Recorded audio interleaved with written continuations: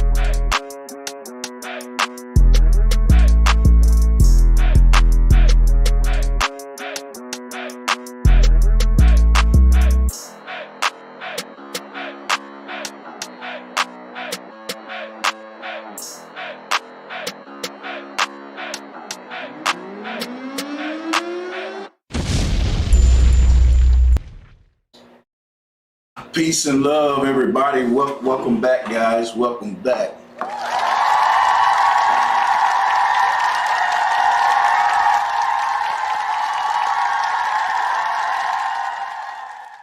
Salutes to everybody in the chat room. We back in the building. Hey, man, if you on your job or if you a truck driver or whatever, you trying to get through this hump day, well, I'm going to try to help you get through a little bit of it. Before I got to go and work on my book, because today I have a quotation book that I'm about to come out with. It'll be done very shortly, so let's drop a bomb for that.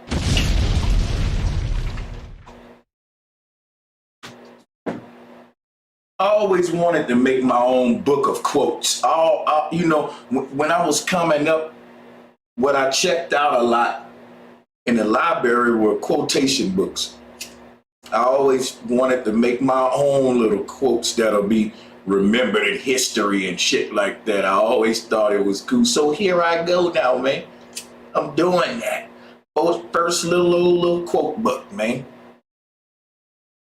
I don't know what the title of it gonna be yet, but it's gonna be 100 quotations by Bro Sanchez. So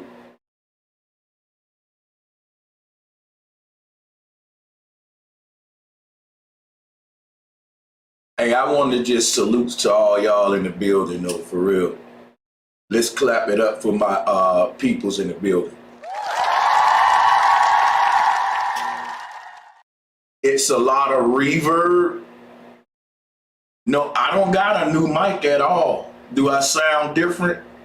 Well, I'm actually running a new version of Streamlabs, and I think my setup may be having all these effects on it. Let me see some here.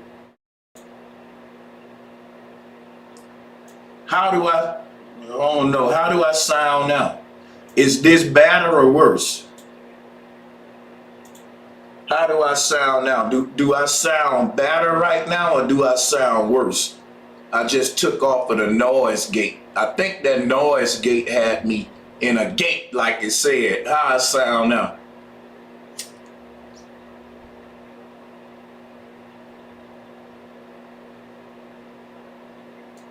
What up, Willie North Pole? My brother Willie North Pole in the motherfucking house. So my mic sound worse now. Okay, let me see if I can fix this shit.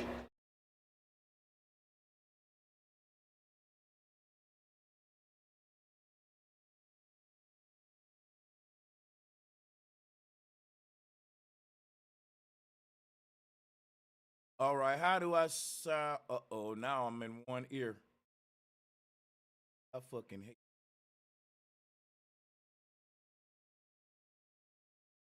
Mic check.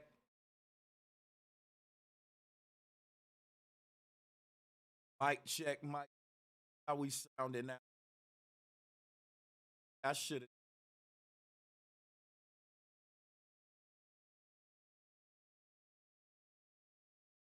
Things may be fucking me on up. I'm gonna keep on checking my mic till y'all let me know that I'm good. I don't want better. I want ones. I want ones because I'm running this new template. As you can see, it look different. It look a little different. And guess what they said? Never do nothing different in Mercury retrograde. Turn up the volume.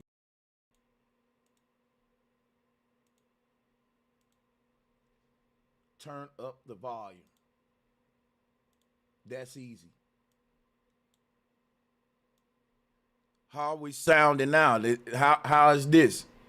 How is this for volume? Or am I too loud now? I don't want to be too loud.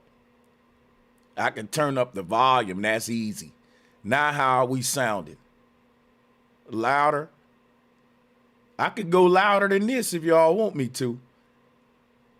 I can go louder than this now. My bad. Let me get my audio right, y'all, because I shouldn't have been playing around trying to do new equipment on Mercury retrograde.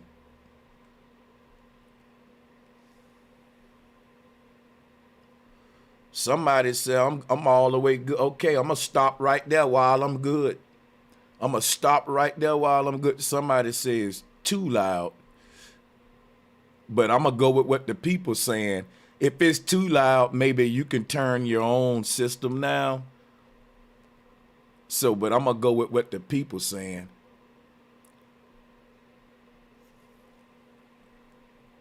All right, so that settled it. That's why you don't do new stuff during Mercury retrograde with electronics and equipment. You don't make new contracts and all that because you're going to have little issues.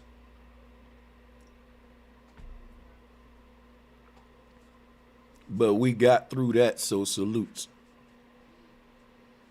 And that mean that the music that I was playing earlier probably sounded crazy because I was playing it through the wrong sound card. But anyway, we're going to cut the intro off of here anyway once it upload, if the stream don't go too long. Do me a favor, guys. Hit the like and share button on your way in the house. If you are a 5%er or a Hebrew Israelite and you will be interested in joining today's research roundtable, email me right now at talktobrosanchez@gmail.com. I need a huge favor from my moderators right now. Moderators, I really need y'all. Can you help me out? Because now I'm about to ask you to do something for me. And this is the reason why we made you moderators, what I'm about to ask. What I need my moderators to do is to put that in the chat room and spam that out there every now and then. Let them know we looking for Hebrews and we're looking for 5%ers to email Brother Sanchez right now to join the show for today's research roundtable. I'm gonna open up my email as we speak so I can get the alerts. Oh, hold on a minute here.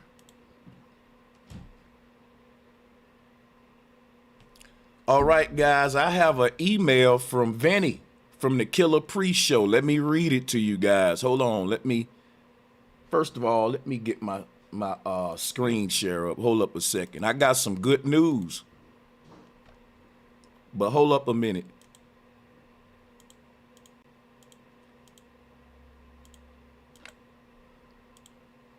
Make sure we have, I don't know why they got both of those synced together. That's crazy.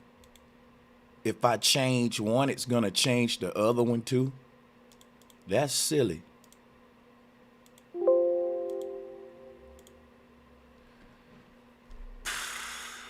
Mercury retrograde, huh?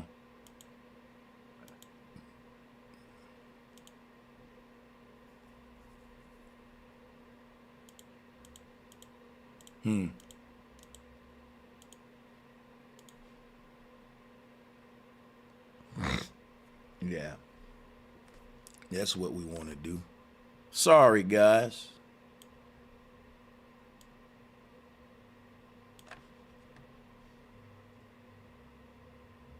Hold up a minute and I'll be right with y'all. Should have done all this at first, but it ain't gonna take too long. Thank you for your patience.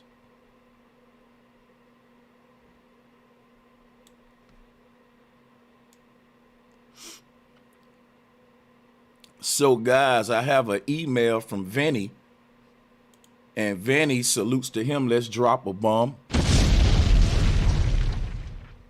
Vinny is the brother that got me on the Killer Pre-Show. All right, he the one that made that possible. So let's salute him for that. And also, Vinny, I will be giving you a call tonight. I don't know if you're watching this, but salutes to him. Yeah, he's gonna have on Laird Scranton. Oh my God! Everyone knows what I teach about Laird Scranton, that he's misinterpreting the symbols of the Dogon.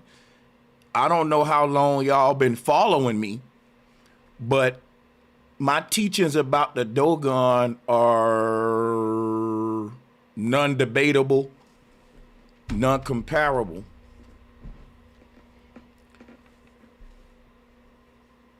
Everything I exposed about Laird Scranton and his false teachings about the Dogon, I'm willing to go on a Killer Pre-Show and let him know to his face in front of the people that he teaching the wrong thing about the Dogon symbols. I can't wait to do it, and I'm going to do it respectfully, though. I'm going to do it respectfully, though. And I'm showing up with my briefcase full of research and slides. You know how long I can talk about the Dogon? They're going to have to shut me up. Because I'm telling you, that man going to be like, yo, he's going in. With the symbolism, no. You can't tell me that Amma means Sirius star system and the whole concept of the Nomo ain't got nothing to do with the Dogon. Oh, man, I might have to touch on the Dogon symbolism today. Salutes to Vinny B. I got to drop another bomb for Vinny because he's a real one. He's offering me a chance to be on the platform. They're going to have Laird Scranton on the show. And you guys, if you don't know about Laird Scranton, all of my presentations about the Dogon, you'll hear his name come up. Because I'm telling him The Dogon Kananga has nothing to do with Sirius. Is my main argument that I really want to focus on if I'm going to go there. Turning the Kananga into Sirius is turning the Dogon mother goddess into their version of Christ. The Nomo is Laird Scranton's version of Jesus Christ, the fish god, Dagon. But that ain't what the Dogon represent or worship. And I love to debate him on that. I would love to debate him on that. The Dogon is a matriarchal tribe that don't even have a god. Vinny, if you let me on there, I'm going to do just what Bro Sanchez is supposed to do, but I'm not going to embarrass you, Vinny. I'm going to be respectful, and I'm going to be very, I ain't going to turn up on the man. But I'm telling you. Speaking of the Dogon, I might need to be teaching going into the Dogon symbolism too, for real, man. I might have to touch on that today because I'm about to get it in with the sacred geometry anyway. Man, salutes to Vinny. We are looking for Hebrew Israelites. We are looking for 5%ers. If you interested in being part of today's research roundtable, email me right now. I got the email open, and I'll allow you onto the platform.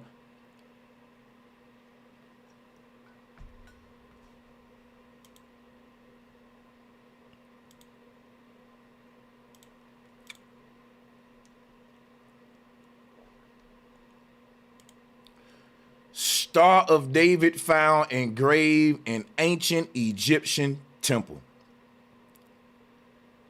The discovery came right in time for Passover as the Jewish people prepare to celebrate the miraculous liberation of their forefathers from slavery in ancient Egypt. A delegation of German archaeologists uncovered 2 Star of David engravings in an ancient shrine on the banks of the Nile. The 6-pointed star, known in Hebrew as Magen David or the Shield of David, is virtually synonymous with Jewish identity today and proudly marks the flag of Israel. The pair of engravings was found carved in the ruins of a Roman temple dating back to the 3rd century BC, located on the Elephantine Island in the southern Egyptian city of Aswan, the Jerusalem Post reports. So this 6-pointed star is also, so this is what you got to think about, what we're reading. Today, y'all call this star the Star of Bethlehem or the Christ star. Today, this star is associated with the birth of Jesus.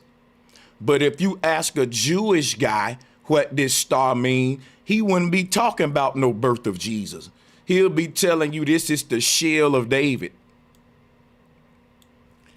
Did you hear me? Now, hey, when you start calling it a shield, guess what that is? The breastplate of David. Why am I saying that? Because the breastplate is dealing with this right here, the shield on the chest. The shield protects the torso. And why is that star referred to as the Shield of David?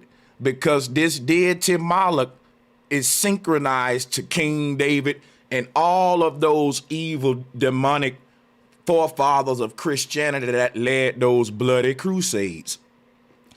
They were taking the prisoners of war and torturing them and sacrificing them to the gods. So when they conquered your people, they would sacrifice children and women and men to their God to put what they call the fear of God in the rest of you. And that's how they, after they conquer your ass, they start indoctrinating you with their religion. They start indoctrinating you with their religion. And they even tell you to put on the breastplate of God and all that old shit. Hold on a minute.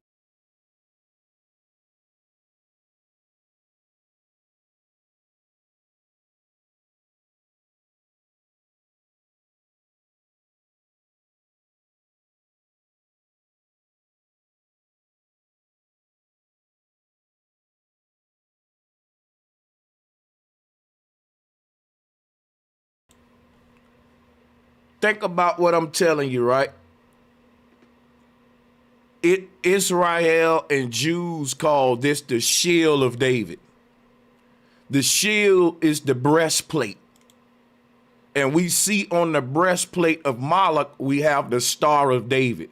Do you think this is a coincidence? If that star represents the Christ, we see why it have on a crown of thorns around it, where Christ get the crown of thorns. This is not just any kind of, see, let me show you what this really represent if you want to go into the deep part of it.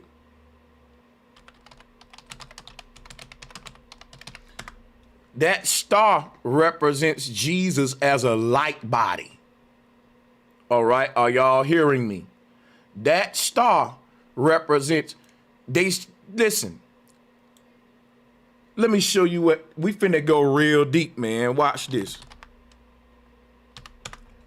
When they talk about the light that signifies the coming Christ, they're giving you science in the form of mythology, and this is the light that they're talking about. When the sperm makes contact with the egg, the light that it emits is equivalent to Polaris, which is the brightest light in our known universe. I'm going to say that again. When you as a sperm crashed into that egg, you made a light so bright that they trying to reduplicate it in the CERN Hadron Collider right now. I'm serious, y'all. The explosion of light that they call the Big Bang was when you as a sperm cell crashed into that egg. What they're telling you going on in macro is really the story of your consciousness and journey to this earth in micro. As above, so below. Listen, they tell you that for a reason, yo. Whatever is the realm beyond this reality, it's a realm with a light that is bright like Polaris. And we come from that realm as fallen angels. But when we came through the Stargate, which is the egg of our mothers, we made a brief tear for a minute. And that brief tear in the ether as our consciousness passed into this realm allowed the light from the realm that we come from as babies to bleed into here for a split second. So when the sperm enters the egg, it's coming from a higher dimension, and the doctors are detecting the light of that higher dimension as the sperm falls into this one. Now, check how deep this is. The light that they speak of, which is the Star of David. Let's pull that up.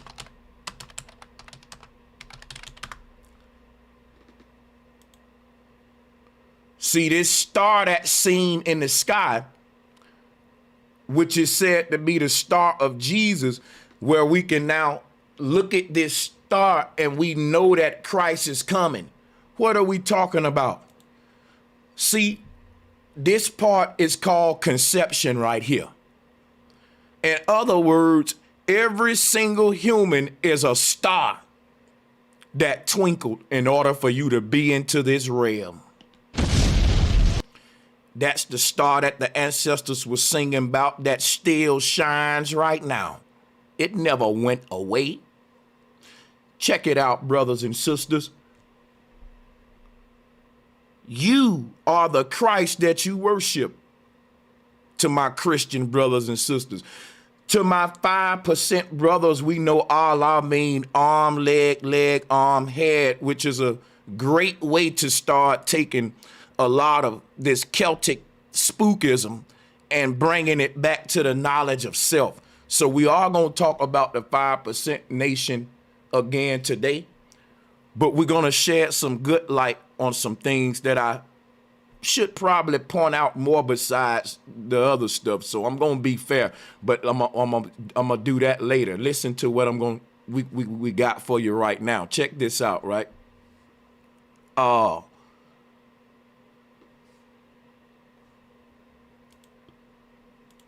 When they said it, they looked up in the sky and saw a light that represented the coming Christ.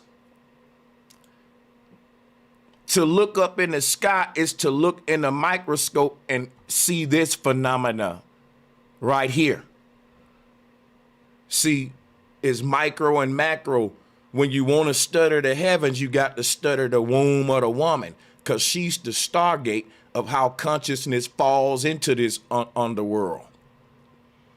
When we leave here, we are saying why? Because when we came here, we failed, Becky. I'm going to say that one more time. You know, some people, we move a little fast, right? When you leave this earth, you will ascend, because when you came to this earth, you failed.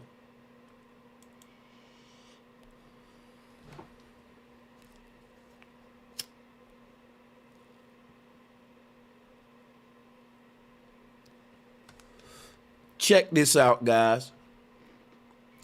The star or the light that they see that represent the coming of the child of Christ is every one of us, y'all. Every doctor told your mama, oh yeah, you pregnant, before they can see anything bulging on that belly. Most of us. And what they can look in there and see is that this portal is open. There's something entering into her womb. A conscious is entering her waters.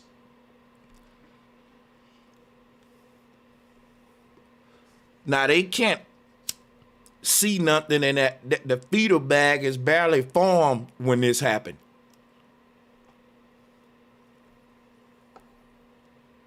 Think about that. They tell you right here, the bright flash of light marks the incredible moment life begins when the sperm meets the egg.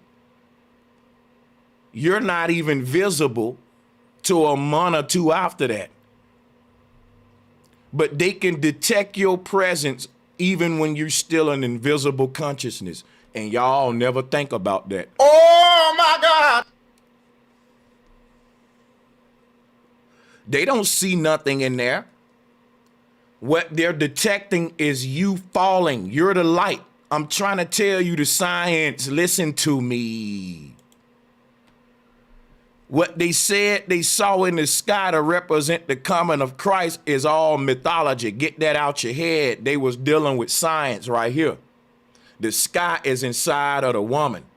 We see the souls that fall from heaven as they come through the womb of the woman, which is what the ancestors call ground zero Mother Earth, the old earth.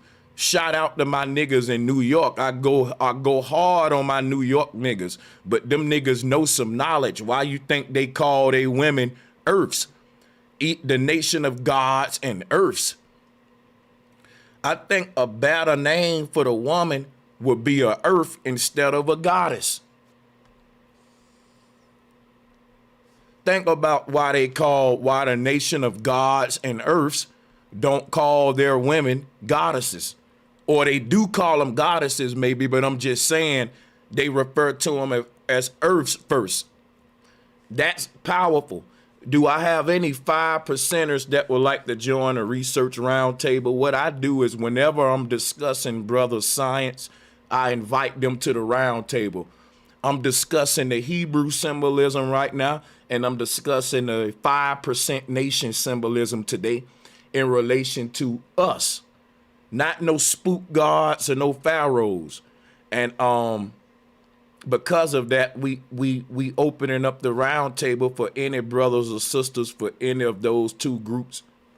Or if you're a Kemetic brother, we gonna let the Kemetic brothers up too, you know. If you from any school of thought, we'll let you up. Not just random people though. We looking for guys that's part of the different crafts. So check it out. Talk to Bro Sanchez at gmail.com. If you're a moderator, please let them know. We're looking for them, and drop the email, and I'm gonna keep on going because we got some deep stuff to talk about, guys. Now check me out. This star of Christ is not nothing that them guys looked up in the sky and saw. They were dealing with the micro way back then. The star of Christ is what the doctor's talking about right here. See, guys, what Brother Sanchez do over here in the Flat Power community is I sync all of the spookism and pseudoscience back to you. It's all about you, and ain't nothing wrong with having an ego, and ain't nothing wrong with patting yourself and just feeling proud, and being all immersed in self and you. Ain't nothing wrong with it. In fact, if you don't do that, you can't even ascend. Share some with you before we get back into the symbolism, right? Check this out. In America, you can be immersed in idolatry, which means you can idolize everybody around you. You can say, man, how awesome Trump is, or how awesome Biden is, or how awesome Jay-Z is, or how awesome LeBron James is. But guess what you can't do? Say how awesome you are, because now you got ego issues. Now you need to be humbled down.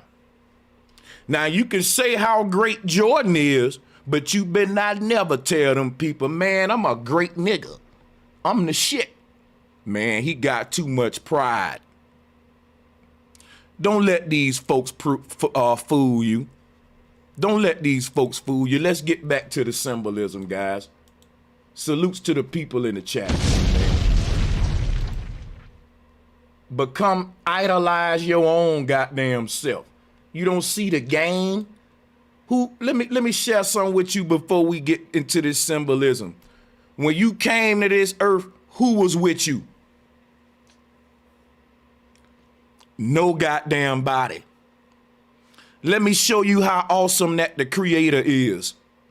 The creator's so awesome that the creator said, I'm gonna put everything that a human need inside of them, so that if they ever stranded somewhere and they all alone, they won't need no motherfucking body else. Everybody else in your life is just a compliment and cherry on the motherfucking cake. But remember, goddammit, you the cake, motherfucker. I need to say that again to some sisters back there who didn't hear it because they got some self-esteem issues. Everybody that come into your life is just adding on, it's just icing it and cherry on the cake. But you the damn cake. You weren't born with nobody but your damn self. And the moment you don't have the ability to stroke your own ego, motivate your own self, inspire your own self, you'll be a dependent motherfucker waiting on a bunch of people to tell you how great you is. Nobody got to tell me nothing. I know I'm a fireball, baby. Now let's get back to it. In fact, I'm so cocky when a nigga go to telling me how great I am, I be like, bro, I know that, man. What's your question, man? Shit.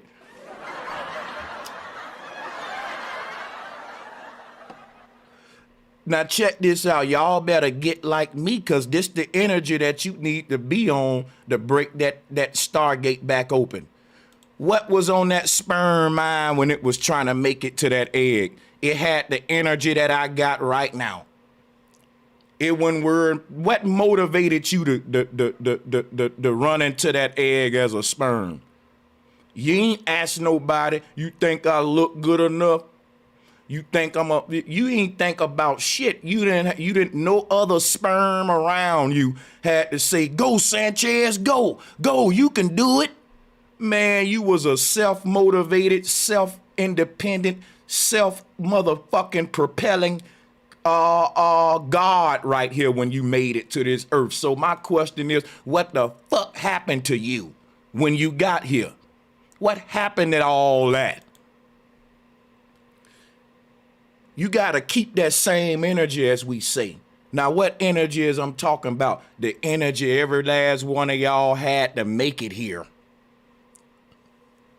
Yo, you couldn't, that sperm was so cocky Man, look, y'all didn't even get the joke. I said that sperm was so cocky and y'all didn't even get it. Listen, that sperm was cocky though, all jokes aside. You couldn't tell that sperm shit. He said, hey, you look, when you was swimming in that egg, you was a confident motherfucker. You had the energy that you fucking, I'm telling you, you can tap back into that. So that's what I'm talking about. Do me a favor, y'all. Hit the like and share button. We're going to get some motivation, inspiration. We're going to decode the symbols today, and we're going to show how you the Christ. And that star in the sky represents you. It represents you. Check it out. Check it out. See, here's the science behind the star of the Christ.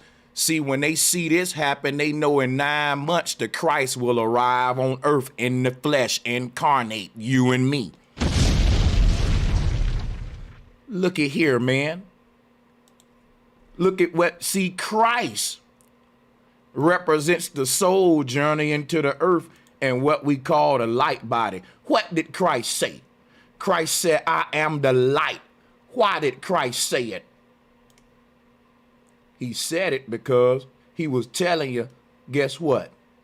I'm personifying the Merkaba. That's what Christ was saying.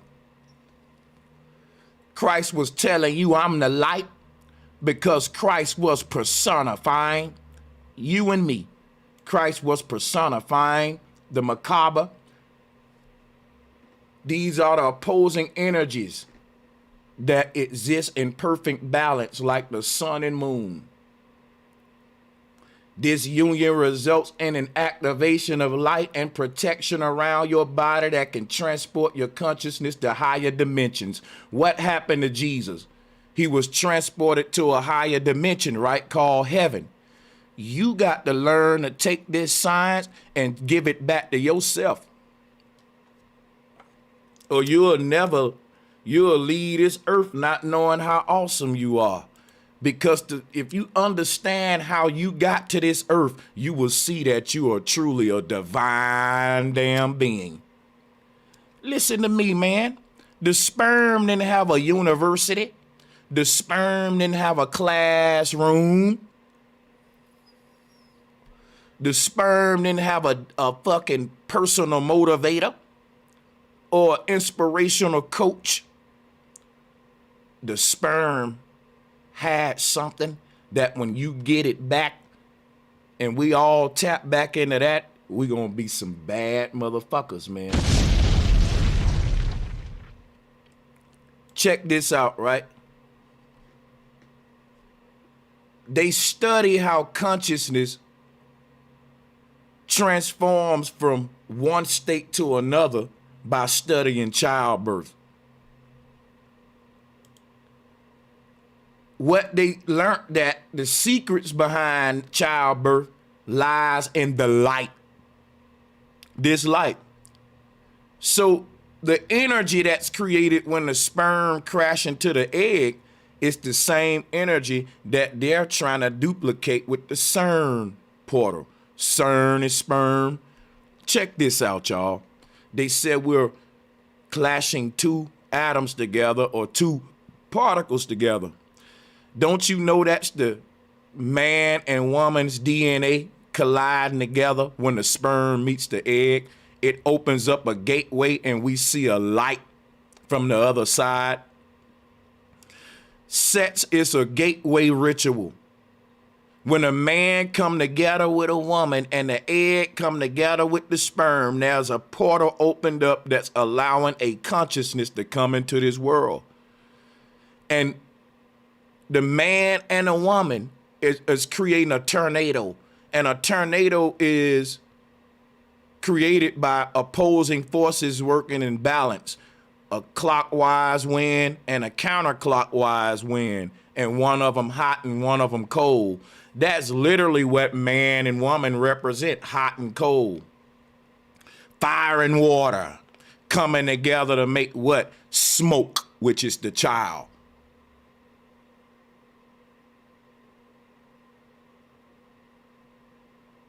So you could, everything is about polarizing forces working together in unison. So the opposite of a spherical egg is a straight line. And we see the straight line meeting up with the spherical egg. And once it swims inside of it, you get a old symbol that we call today the yin-yang symbol, which shows you the unison between the man and woman after this journey is complete.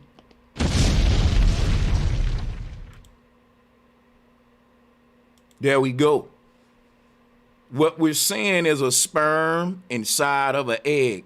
The egg is a black hole. Without the sperm in it, it'll just be a black circle with just one dot right here.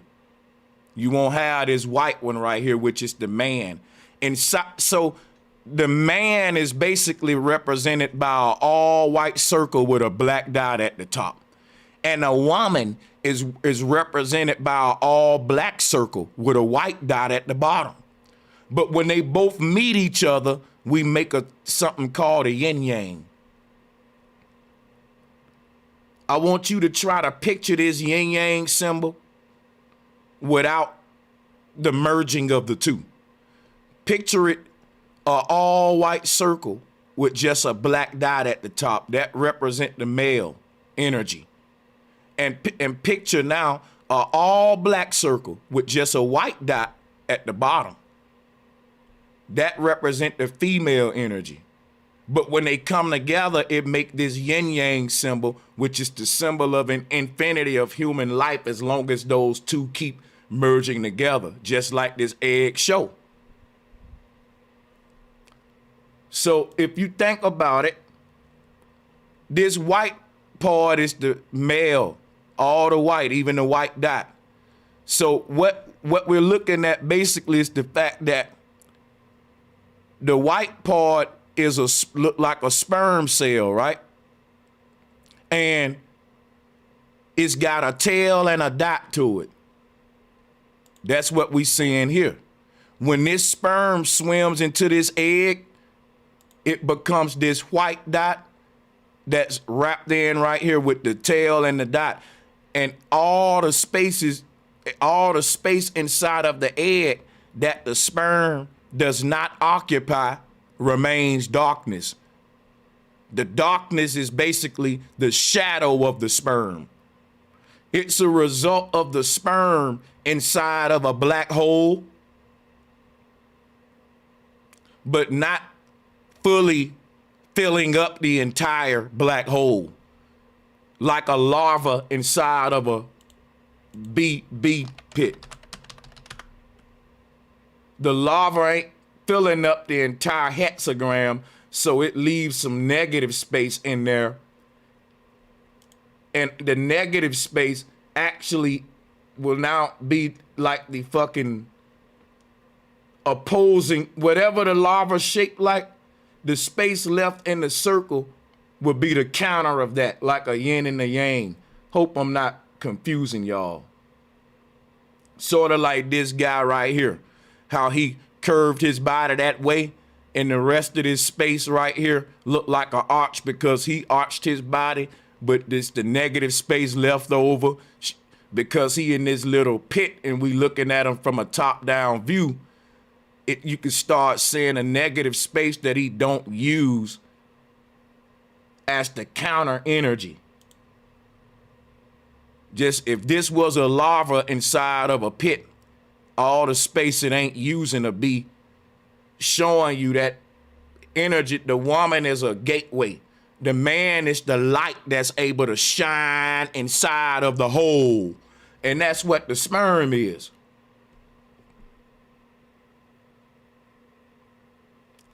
The light don't fill up the entire hole.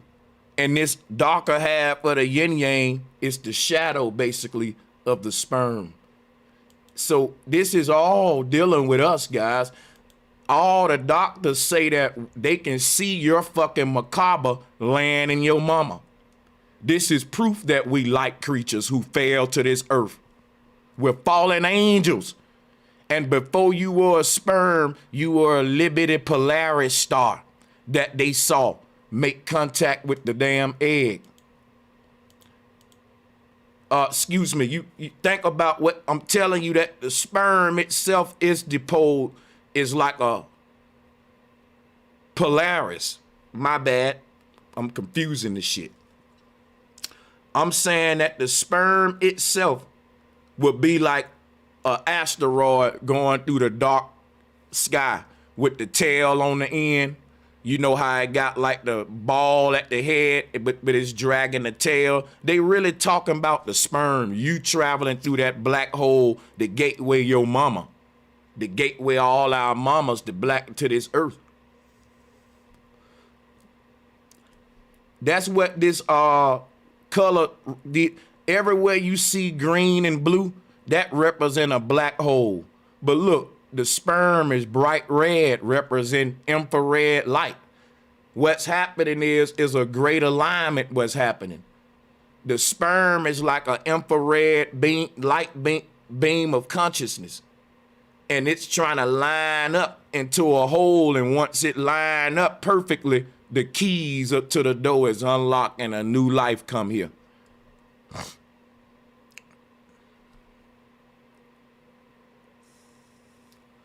So the egg is like a straight dark portal that leads on the other side of that portal is this earth to the sperm.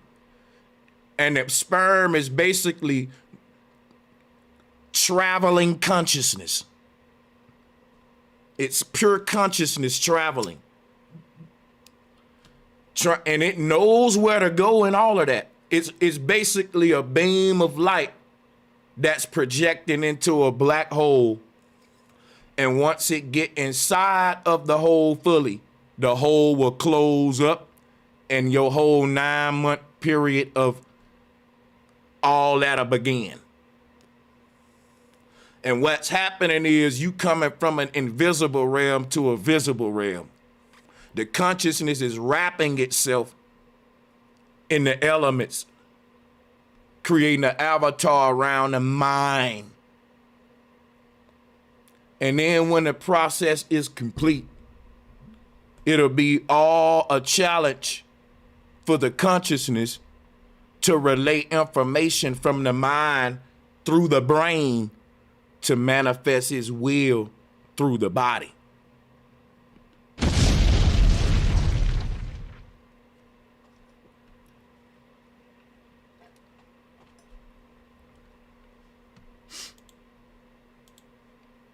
So when they talk about the Star of David or the Star of Jesus the Christ, I always got to show you this is just us, guys. It's you falling to the earth from heaven.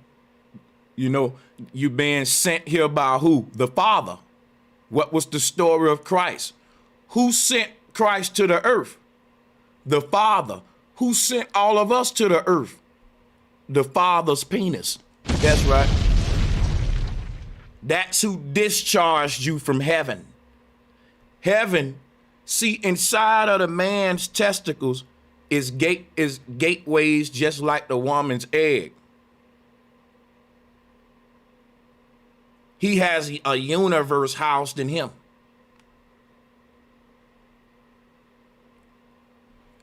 So think about inside of him, the sperm are in their own micro universe. But there's another part of the sperm outside of them in another dimension that the sperm is trying to ascend to its higher self, what we keep saying. And that is like a black hole above your head. The pineal gland is a black hole, the crown, which allow the consciousness to get up out of here. That's the gateway out of here. But on a micro level, before you incarnated, you were a sperm inside of your daddy, and your crown chakra existed on a dimension outside of you. Guess what it was? Your crown chakra was in your mama. It was called the egg.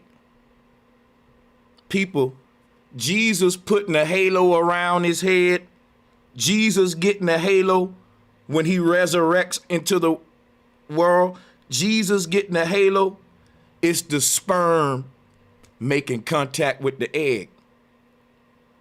When the sperm make contact with the egg, the sperm have a perfect halo around its head looking just like the Christ. But what did they say about Jesus? They said Jesus was a serpent god. A serpent was a snake deity that's sent from heaven. But that serpent that they spoke of that wore the white robe was you and me, man. Sperm cells. When the sperm meets the egg, what's happening is Polaris is directly aligning with the black hole in the center of the earth. That's what's happening at the North Pole. So what this is symbolizing is the creation of a whole nother universe, which is the child. But remember, our universe was created with this same science, 0 and 1, binary code, egg and sperm, which plays out the 0 and 1, vagina and penis. Computers can't even escape this code. The North Pole is a beam of light that's penetrating a black hole in the ground. It sets. It's the man penis going into the vagina, and it's the sperm going into the egg. So when the sperm makes this alignment with the egg, a new universe is born, and that universe is symbolized by what they say, a Big Bang,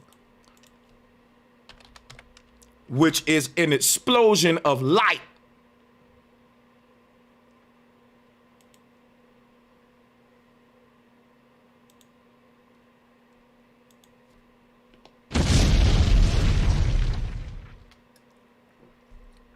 Please like and share the video, and don't forget to subscribe and hit the notification bell. Be sure to select all so that you can receive notifications every time we go live and upload to the channel.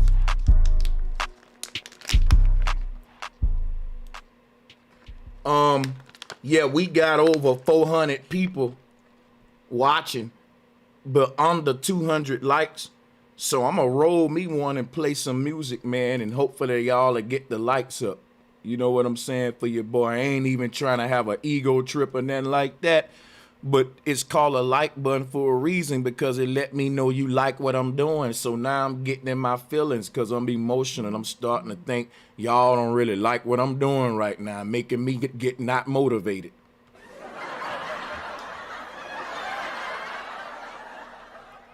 I'm starting to doubt myself now.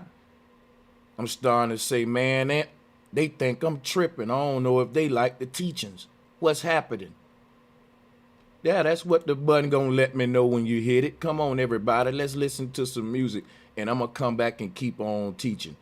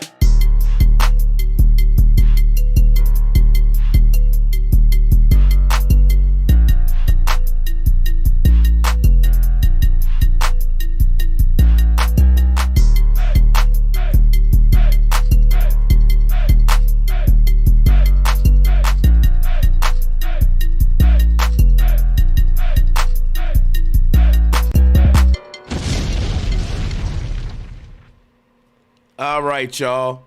Appreciate that. If anybody would like to ask me any questions, let me see. Tell you what, if you have questions, shoot me an email. I'll throw you the link too. Oh, by the way, I'll be posting the link in the chat.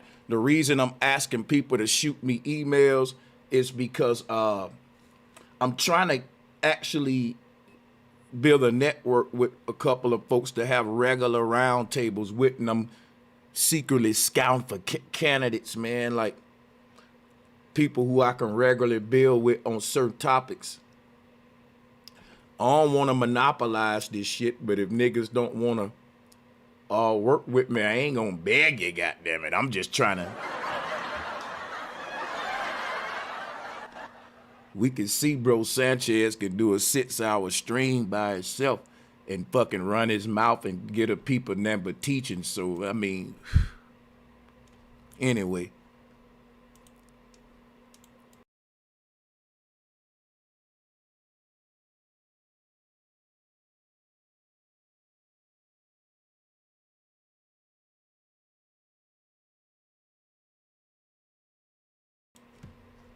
Hold on, y'all. Let me cut my little. Hold on.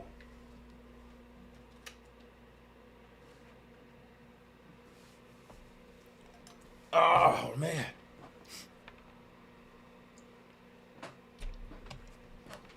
Y'all listen. The Star of Bethlehem, I just broke it down for you. It's the story of how we all get to this earth, told in mythology as the story of Christ. They said when Christ left the earth, he went in a tomb but rose again. And that's literally when we die, we're gonna be buried in the ground, but our soul gonna rise up. See, people today are out of tune with the fact that they are a divine, infinite soul inside of a body. So they literally take the story literally of Christ. They think that Christ was some mummy or zombie that got up out the tomb. Like, that's all this talk about Egyptian mummies rising from the dead. It's the same religion of Jesus Christ wrapped in a white robe. Jesus would have been a mummy too. They would have been practicing the same Egyptology shit, thinking that the dead was really gonna get up and be in a white robe like that. That's stupid. Our ancestors' teaching was corrupted. You resurrected in a white robe is dealing with the soul and you can never die. But they tricked us and told us and got us worshiping Christ, giving our soul to him to go to heaven, like he can give us immortality when you already got immortality. The story of Christ is dealing with you. All of the symbolism dealing with Christ you can find in when you start dealing with ascension and all that. You see how they got Christ's arms spread with the sun over Christ's head. See, our ancestors been teaching this chakra stuff, this macabre stuff for a long time. And it just got corrupted today. Took Jesus Christ and Allah talk. Check this out. Here is you, your macabre, that's you. But they got you thinking that that's Christ. Look, they got the star on his chest, right where is that on yours? That's the heart chakra. And he got the white robe on, meaning the light surrounding it. Look at here. They told you Jesus wear a crown of thorns. Look at here. Here go your macabre you with the spikes, the crown of thorns around there. What you see, it's 7 spikes because it's one pointed directly at you too. Don't forget about this middle spike. That's called a hidden one. That's why the number associated with this God is 7. Because it's 7 spikes. Look at how many spikes on the Statue of Liberty head. 7 spikes. The number 7 right here in the 5% nation thing. And that star back there is the Star of Bethlehem. It's the macabre. Look. Everybody know the truth and they hiding it from you. And Brother Sanchez don't want that to happen. Look at here. This how you get your Christmas hat. Why do they make a birthday hat like this? Because when you was born, this is what it looked like. Light projects in a triangle. You're the light. And the final destination of the light is this ball called an egg. That became the shape of a birthday hat. Trying to show you something. Look at here today, man. That's your Christmas hat. So check it out, guys. Okay, because remember, light projects in a triangle. We all know that. But the final destination of that light is what? And that's giving you your Santa hat. All of this knowledge became corrupted into bull crap and Christ talk and stuff. So now check it out. Right? So we got Christ right here. And then now let's go back real quick. I didn't want to move from this right here though. Hold on. So remember, Christ and the crown of thorns. Here go you, the 7-pointed star crown of thorns around you. They turned it into this guy. He can't give you immortality. Every doggone human has immortality flowing through their veins. That's the electric energy that's making the heart beat. You think your blood keeping you alive. Your blood ain't nothing. Check this out, y'all. A person that's losing blood, they can give them some more blood in the hospital. And if the damages ain't too severe, they can put the electricity through their body. Clear, boom, they give them a jolt of electricity and they systems, they'll be literally the true Christ brought from the dead. I'm trying to give you the doggone science, man. They ain't the ones figured out that we're electric beings and that a person can stop breathing, but you can resurrect their ass. You can turn them back on like a robot. If the robot ain't damaged too bad. I'm just talking in those languages, but think about it. The ancestors' God was energy. We call it electricity today. Even these people had a god called Thor with the lightning bolt. And they said his God can raise the dead. Why come this electricity God, these energy gods like Christ, these gods represent electricity. These gods can raise the dead. But you don't see that in science when you go to the hospital and it's a person dead. Literally, by definition, they're dead. And they say, clear, and the electricity bring them back to life. Yeah, they said Zeus can raise the dead. Hey, Zeus. I'm showing y'all how the science became spookism. Come on. That's all I'm doing. Because I want us out of the spookism and into the science. Think about that. Somebody loved one dying in the house and they crying and shit to Jesus, which is an electricity god to save them. They take their loved one to the hospital and they sit them down and give them a shot of electricity and send them back home after a few days or months. Your mama praying to Christ when all she had, a black dude could have invented that. Anybody, bro, is giving the body a jolt of electricity. Check how deep this is. They won't tell you to think about it.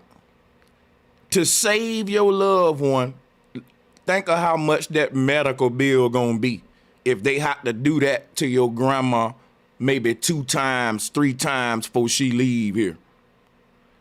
Every little joke, boot, I'm sure that's thousands of dollars for some shit that probably they reverse engineered from your ancestors. What I'm telling you is when you get this knowledge, it turns into some electrical god that can raise the dead. But when your ass really dying, you go to the hospital and they put electricity through your body to bring you back to life. You believing in the dumb stuff, they using the science to save your damn daughter. Mama, daddy going to church for salvation. Son need a jolt of electricity. You see what I'm saying? Mythology can't save you. Understanding your biology, understanding your reality. Shouldn't be no reason that the people who talk the most shit about the system got to rely on it for their savior.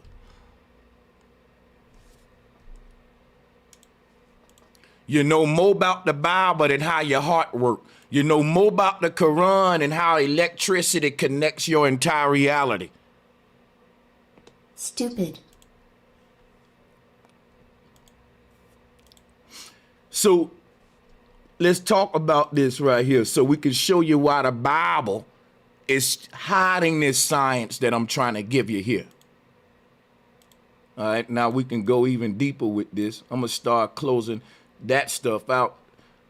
We tying it into, let's go back into this god Moloch, man, because they started corrupting all of this science. And I really want to read this too some more and go into this as well.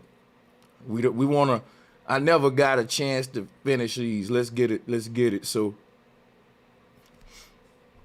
however, according to media reports, all parties involved were not equally smitten with the discovery of the engravings. In fact, the presence of the two modern-day symbols of Judaism seems to have caused quite the uproar among Egyptian officials. Last week, Dr. Mahmoud, head of the Egyptian Antiquities branch of the Antiquities Ministry, declared that he noticed a slab in the Roman temple bearing the two Star of David engravings, the Jerusalem Post revealed. However, instead of looking to the possibilities of their ancient origins, Afifi immediately cried foul and promptly accused the German archaeological team working on the site of engraving the stars into the shrine themselves. Oh my God! I gotta smoke to that shit.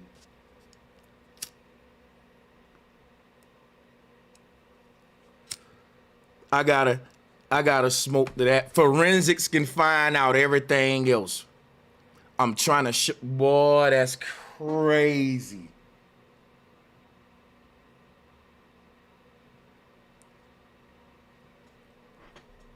And I knew that's what I knew that was finna come up. As I was reading this shit, I'm like, I see where this shit going right now. Because you got to think about that, man. This is really this is a big deal. That's why I say I wonder why ain't nobody talking about this. This is really a fucking big deal. You know why? You got to think about it. If the Egyptian antiquity officials are saying, basically, we've been here for years and we ain't saw that shit.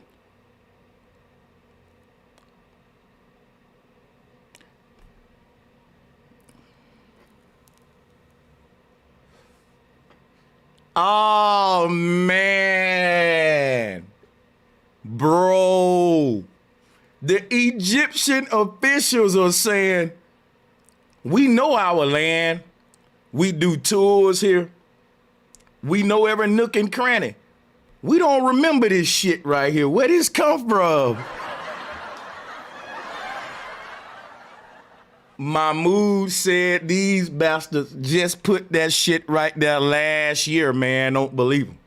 Oh, wow. I'm just joking, but this is bad. Because if they can prove this is going on, we got to question the date of all these symbols, man. I always told y'all, carbon dating bullshit. How are they dating this shit? Even when we was reading this article, they talking about the symbols date back to this. You just found it. Now you already know how old it is? How you so sure? You know what they doing? These folks are Gregorians and they got a monopoly on the historical timeline.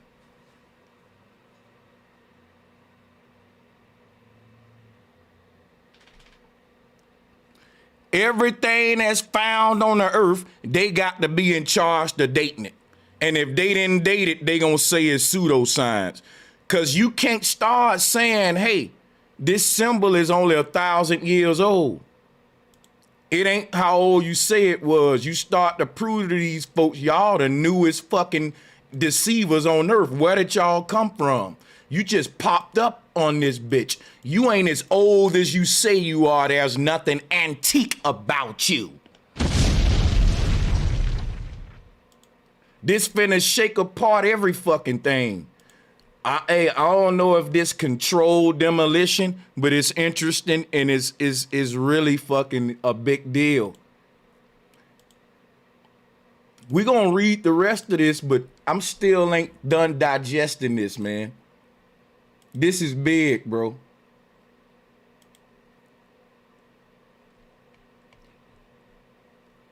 If they start saying, look, man, that shit can't be no more than 1,000 years old. You know what that's gonna start backing up? Look, think about it. Now, I'm telling you where this about to go. Now, I'm showing, I always tell y'all, because I put 2 and 2 together, one story connect with the other one. I guarantee you what's gonna happen. They gonna say, you know what? These stars didn't start popping up in Egypt until no more than 1,000 years ago. Facts. I guarantee you. I guarantee you. I want y'all to see where I'm about to go with this. This whole debate right here is gonna ultimately lead to one argument. When were the stars engraved there? And Mahmoud may say anywhere from last year to 1,000 years ago. But let's read on. Before we read on, I'm gonna show you why it's big though. It's gonna turn into a debate that we've been trying to open up for a long time. How old is this story? How old is these group of people that bear this Star of David or this Star of Moloch or Remphan? We're about to see how old these imposters are. I always told you that the biblical timeline does not align with the Egyptian historical timeline that them folks recording on their land. And for you to believe the Bible over what them folks got in their public records is stupid and biased of you. That's saying foreigners know more about your family history than you do. And you've been keeping your own family history longer than the foreigners have. Think about it. Egypt got the oldest written history on earth, because papyrus come from Egypt, by the way. But you got the people who just invented the printing press not too long ago telling you the timeline of history because they're Gregorians. They're not even acknowledging your forefathers' own timeline. This is why I don't like these bastards, because this is why they will argue with your great granddaddies that y'all ain't aboriginals, y'all come from Africa. They got to have you coming from Africa so your origins can fit their fucked up timeline and it can go along with the Bible narrative. Starting with the Big Bang, let there be light bullshit.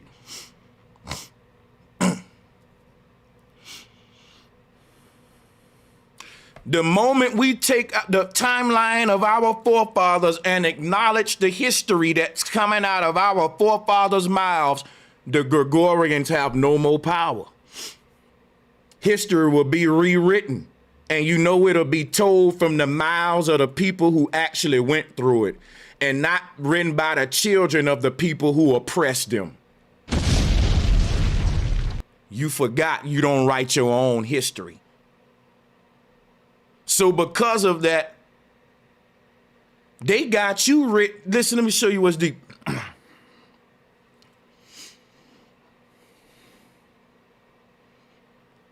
They got themselves written history as the founding fathers of civilization, basically. And everybody glorifying Greek culture, Greek standard of beauty, etc.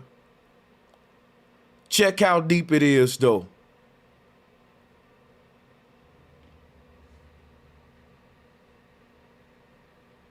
How can I put this shit right?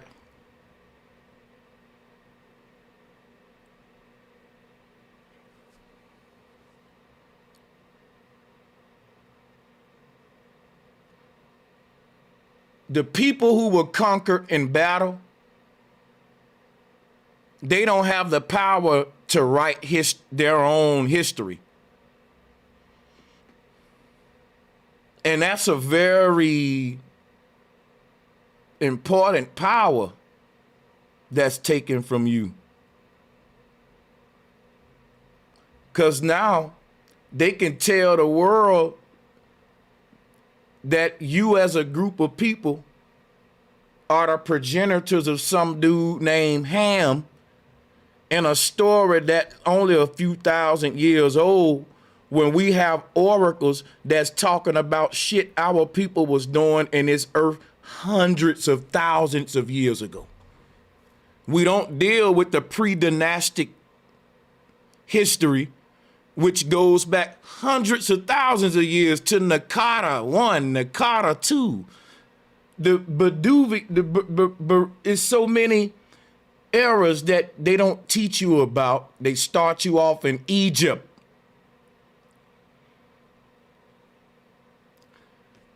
If the timeline, if they ain't got a monopoly on the timeline, their whole game falls apart, y'all.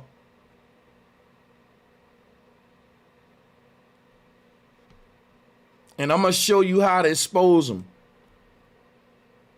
See, what's important about this whole situation right here is that it's sparking an argument now of how old is Zionism in Egypt. If there were any Hebrews in Egypt, how long were they there? What were they there for? Look. I'm trying to show you something, man.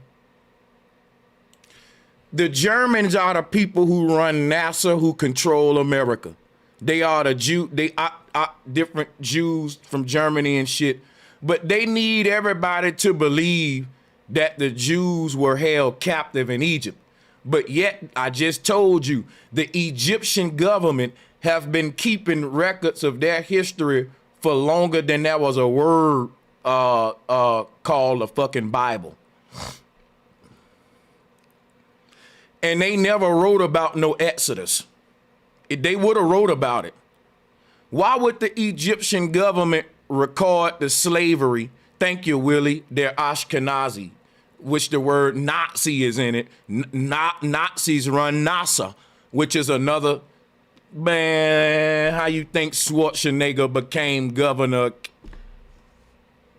That's a whole nother conversation, man. Hold on. Start looking at some of the last names of the people in high places and you'll see who they are and who their forefathers are. Now let me show you the symbol that they bear and why we call them the synagogue of Satan. Listen up closely. The people that run the world, their whole deception is based on one lie. That the people in the Bible we call the children of Israel were slaves in Egypt. I ain't gonna get into details and intricacies on it, but that's what you need to write in your notebook, and that's facts.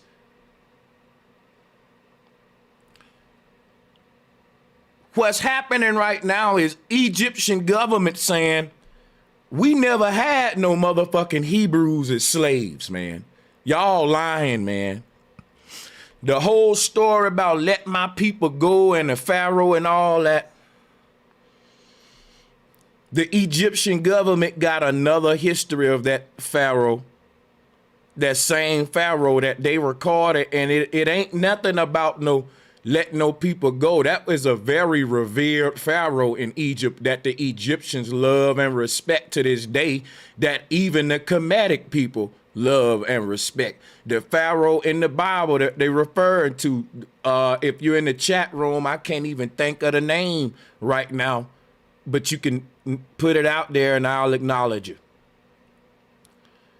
But the Pharaoh that they want everybody to hate is fucking respected so much in Egypt, and they trying to say that they were slaves in Egypt.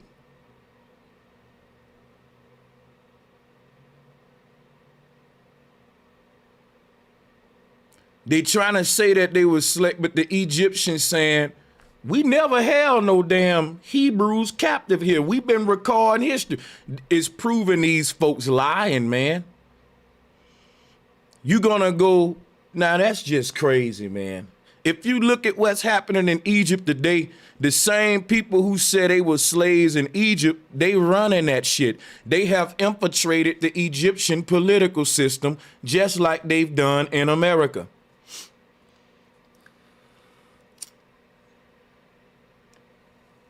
When you look at Egypt today, guess what you see? People with yarmulkes on with the Star of David. That ain't them people's religion. They was colonized just like your ass, man. Let me show you something. Why would the Egyptian government be saying, ain't no fucking Star of David? They arguing against it. Now, I don't know why they doing it, because they all giving you this. The Egyptians were corrupted too. I'm just tripping on the fact that their modern government is pushing back on these folks and they working with them. I know it's a control opposition kind of argument. I don't trust the Egyptian government. I'm just pointing out the fact that they making it a big deal so they can control that argument, man. Because people is talking about that today, and they know we flipping over some stones that they don't really want us. They don't want the people owning that debate topic. So now they want to have they scientists arguing about it, because you know when they start arguing about it, people ain't gonna listen to us no more. They gonna say, man, look at this TED Talk video. Look at, because you know they respect these folks. Water is just colder. You know that, man. Come on. They gonna want to control the narrative is what I'm saying. So they'll have flat earth debates and shit. Like, why y'all arguing about it at the same time we arguing about it?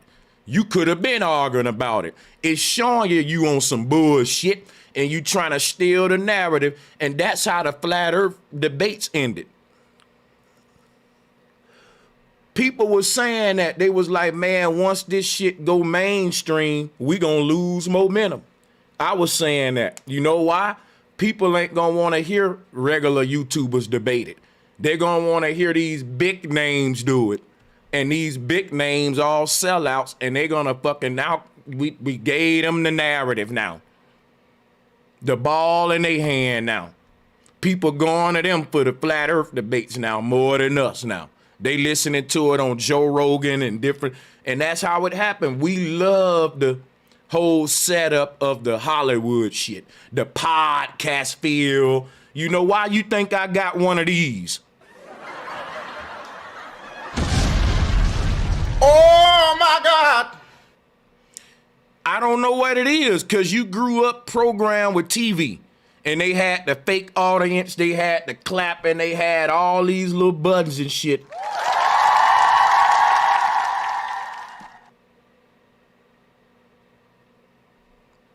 You need toys to teach adults today just like children.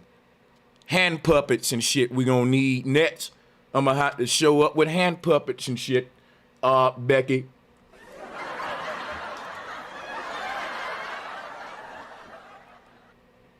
So, no, I'm just fucking with y'all. I like my bum machine. Drop one, matter of fact. But no bullshit, though. I shit you not, though, man. Egypt ain't got its original spiritual system no more. It's what I'm telling you. They was a matriarchal system where they worshiped a moon goddess by the name of Allah. But now here's where I'm going to break some down to you, because we about to talk about the goddess Allah right now and put some respect on her name.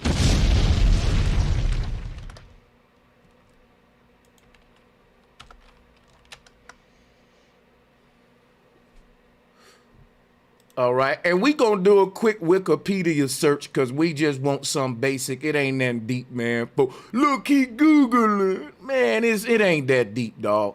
She's a pre-Islamic Arabian goddess, meaning this goddess predates Islam. People say in Islam we used to worship a goddess. Nope. Islam didn't exist before Allah. Now let me go to my slides and tie in some Dogon shit to this so I can show y'all something real quick while you look over that. I need to grab something that's important.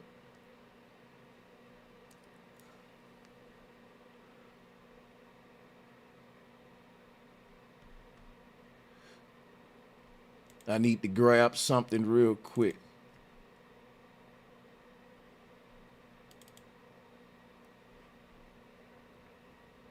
So the God Allah is synonymous with the Greek god Brahma. All right. And I'm about to show you something real quick. Just bear with me.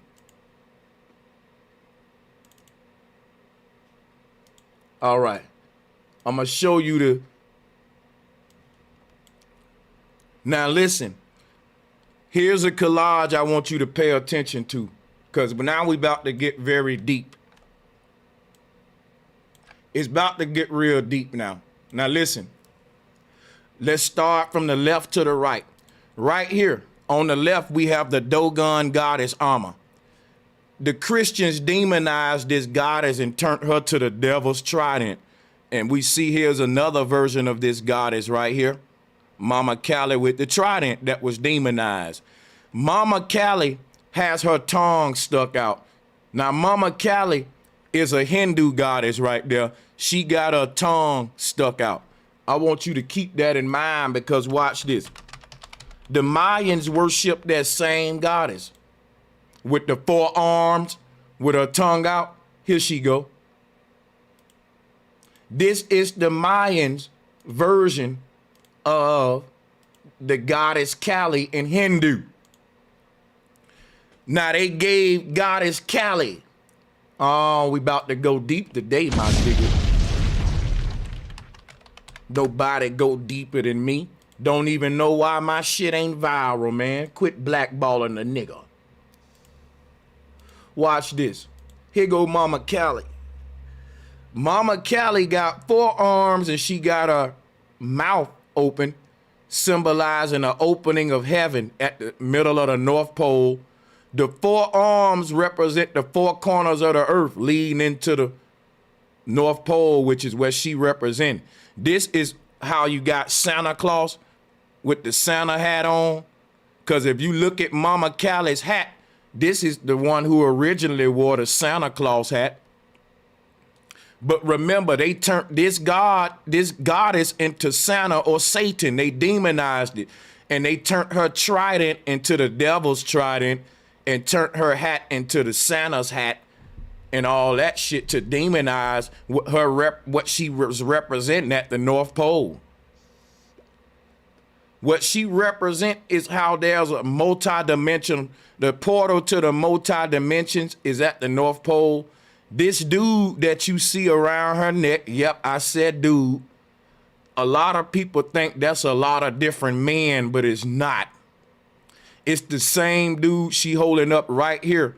It's the different versions of him in different universes, and it revolves around her. This represents all of the chakra layers revolving in your consciousness, visiting each of these versions of yourself in different lifetimes in the universe. All of these chakra layers revolve around one single pole called the chakras, which is all these gateways lined up. And surrounding them are different layers of yourself in alternate realities. But at the pole, all of these different layers get sliced up, which is to say that is an illusion. There's really no different versions of you until the consciousness travels away from the center. Out the body, You're one single beam of consciousness and a culmination of every version of you in every alternate reality. They made a movie about it. It's called Jet Leader 1. He tried to go around the multiverse combining every version of himself by killing them all because that energy will go into the one version of him. The same shit is told in Hollywood, but this goddess is showing it another way. Check how deep this is. The Mayan have a goddess with 4 arms, with her tongue out, that represent the same cosmology of the earth. And the Dogons do too. Here she go right here. The 4-armed goddess who's meditating at the North Pole. I can't wait to talk to Laird Scranton. How this goddess became Jesus on the cross, y'all. They don't really, man, shout out to Vinny. That's how I know he a real one. Yo, I really got questions for Laird Scranton.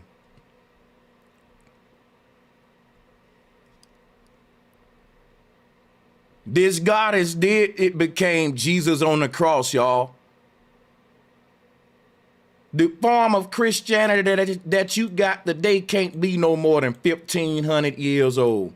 The British colonists started it from Celtic magic. That's what I'm showing you, man. Check it out. This goddess that you calling a lot was not a single goddess. She was something called a triple goddess, which is how you get the Holy Trinity today, because they be copying off what the goddess did. Watch this. Some of you don't even know about this. All you got to do is Google it. Triple goddess. You know who adopted these triple goddess? The Celtic people for their druid magic. Don't you see the green 5-pointed star? That's Uncle Sam who controlled money, y'all. American money. They got a fiat system based off a plagiarized form of the true natural laws. And these folks done forged their way into history. I'm telling you, the form of Christianity that America got is just as old as America. The people who created the watered down version that all of y'all got, the original practices of it is Celtic magic of how to raise the dead. And that's exactly what they technology trying to do, achieve immortality by 2050. Guess what they said? By 2050, you're going to be able to make a holographic avatar of your dead forefathers, and they will replicate their consciousness, and it'll be just like them walking around. They literally told you in the end of days, Jesus is going to raise the dead, but they didn't tell you Jesus was technology.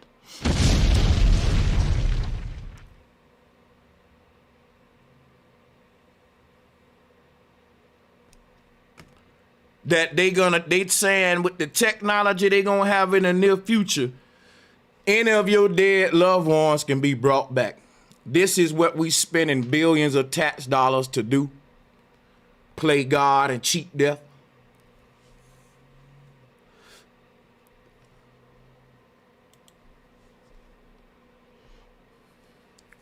They found out how to resurrect your dead loved ones before they found out how to clean the oceans up. That's deep. They found out how to raise the dead before they found out how to bring equality to the motherfucking earth. Ain't that deep? Stupid. All of your belief systems in America are based on fucking Celtic magic and them plagiarizing this goddess that I'm trying to show you. A lot didn't have nothing to do with that crap that the God Allah represent. See, even the 5% was tell you Allah is arm, leg, arm, head, but guess what? Allah is motherfucking soul, period. That arm, leg, arm, head, I like that, but that's still giving you about the knowledge of the physical body. when the goddess represent the knowledge of the mind, the non-physical body that's governing the so-called physical meat package. And you can't control the body if you can't control the mind. We all know that the tail go where the head go.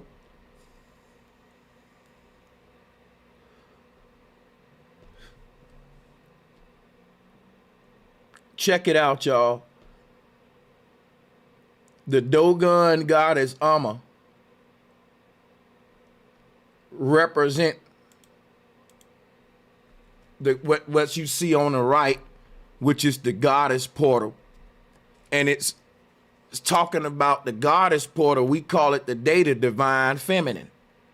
She's literally personifying the pineal gland in the middle of the brain, which shapes like what? An acorn.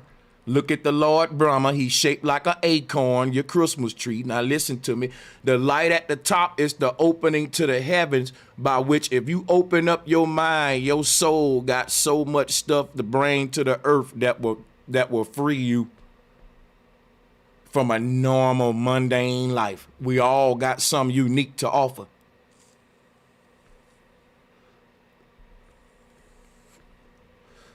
Now listen.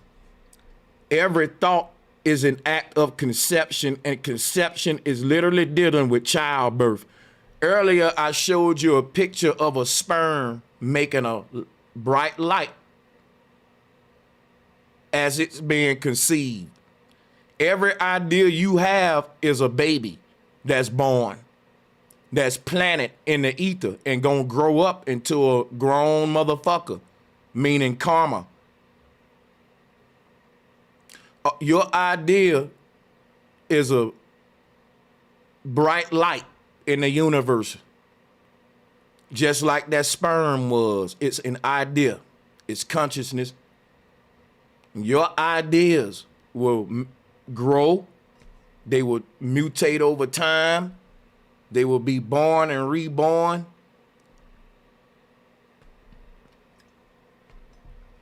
Now listen. The universe is responding to your mental paradigm. Your inner universe will determine your outer one.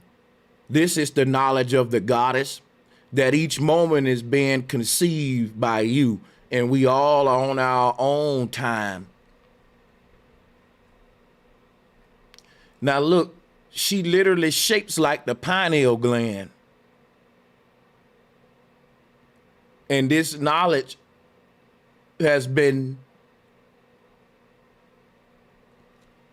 plagiarized into modern day religion. So this goddess called Amma became a lord called Brahma. And Brahma became the earliest Christian forefather, Abraham. Abraham is Brahma. But it was, at first, it was mama. All right. So this goddess Amma was the Dogon version of the triple goddesses. The triple goddesses. Those triple goddesses represent the divine portal. And that portal opening was taught in a form of the moon phases.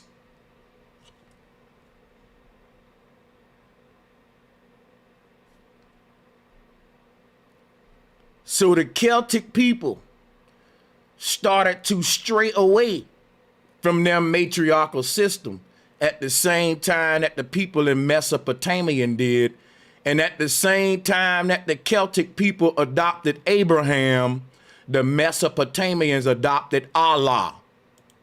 I'm trying to give you some good knowledge, people. I ain't gonna lead you wrong. Check it out.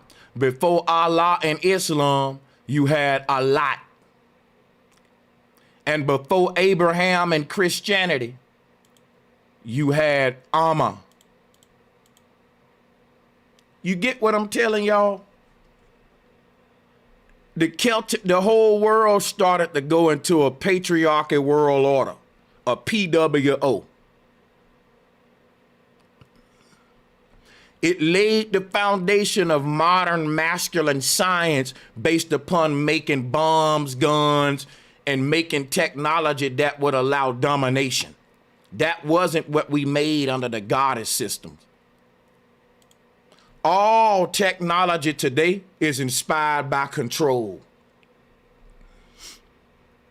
which is why the most advanced technology is bombs, weaponry, because the man with the best guns can rule the world. If he next to the button, that if he can press that button, man, I'll end the whole world. That's where technology is going. CERN is basically the death button.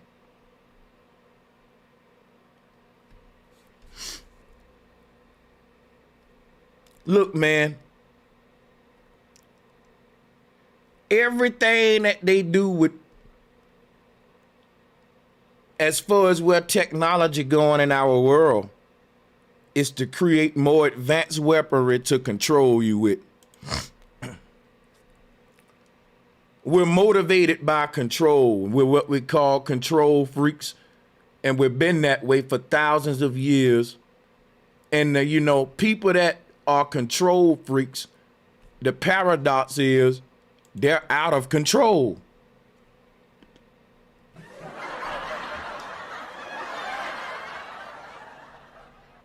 The people that want to control everything are so out of control in their quest for control and power that they will do war, bloodshed, famine, drought, poison, and they're just completely out of control while they're seeking control.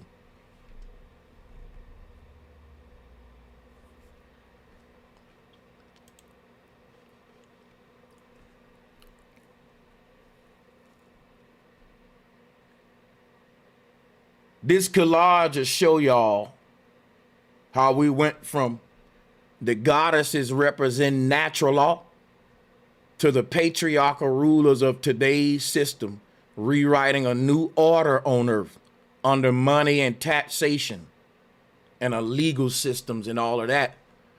And this became adopted all over the world, y'all. And here we are today. The fact that your very courtroom is set up exactly like the goddess portal ought to tell you something, that the judge is up there in a robe on, and he's supposed to be balancing the scales of Ma'at, and he's in the place of the divine feminine. And man will never bring equality in a world that's built on control and capitalism. You will never have an equal and fair legal system. When the quest for control is based on a concept by any means necessary.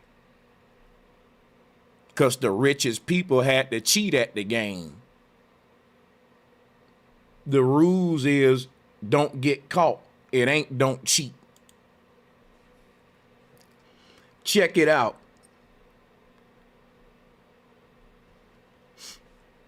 They've cheated humanity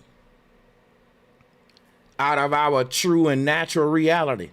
And since the moment you was born, you've been living a lie in a system that has no jurisdiction. But it's been shaping your very reality and paradigm from the moment you came out the womb. And that system is dying right now. So Allah replaced Allah, and Abraham replaced Brahma. The people over here, we the ones who were given Abraham. Because over here, we worship the goddess Amma. That's why I showed you the Mayan wheel. I showed you, let me show you again. The people that they call Aboriginals of America worship the same goddess that the Dogon worship, with the 4 arms. There she go. That's the Dogon version. Here go the Mayan version of her with the 4 arms. Look, and I even give you the Hindu version again.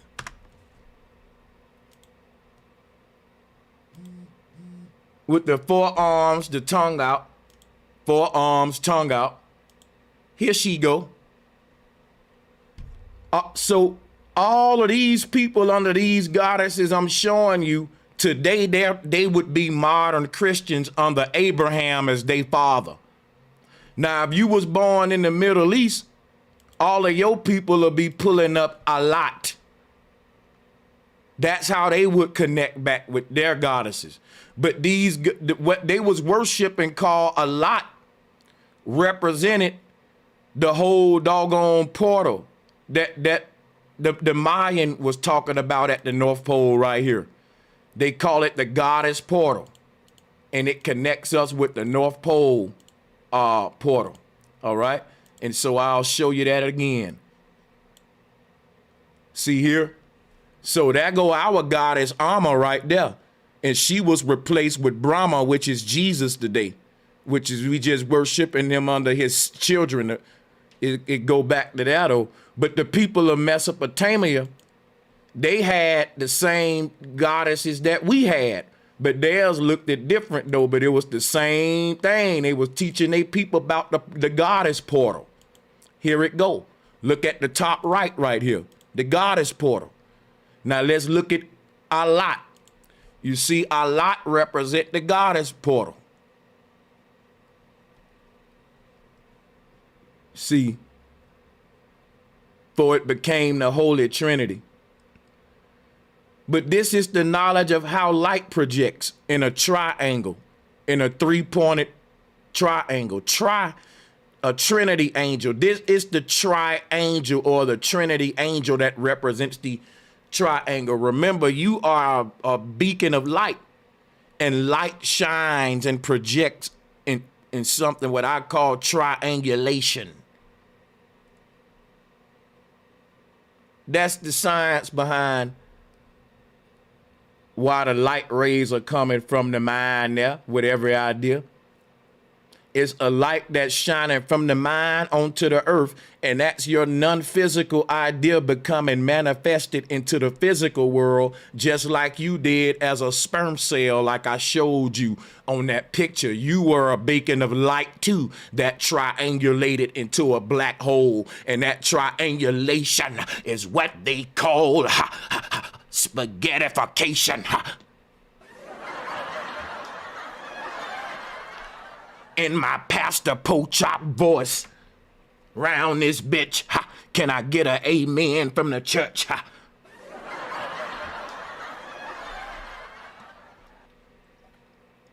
No bullshit though.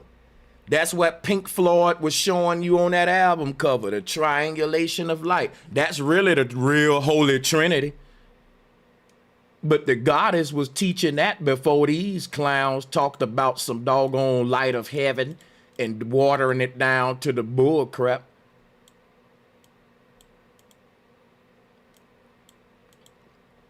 So look at now check this out, right?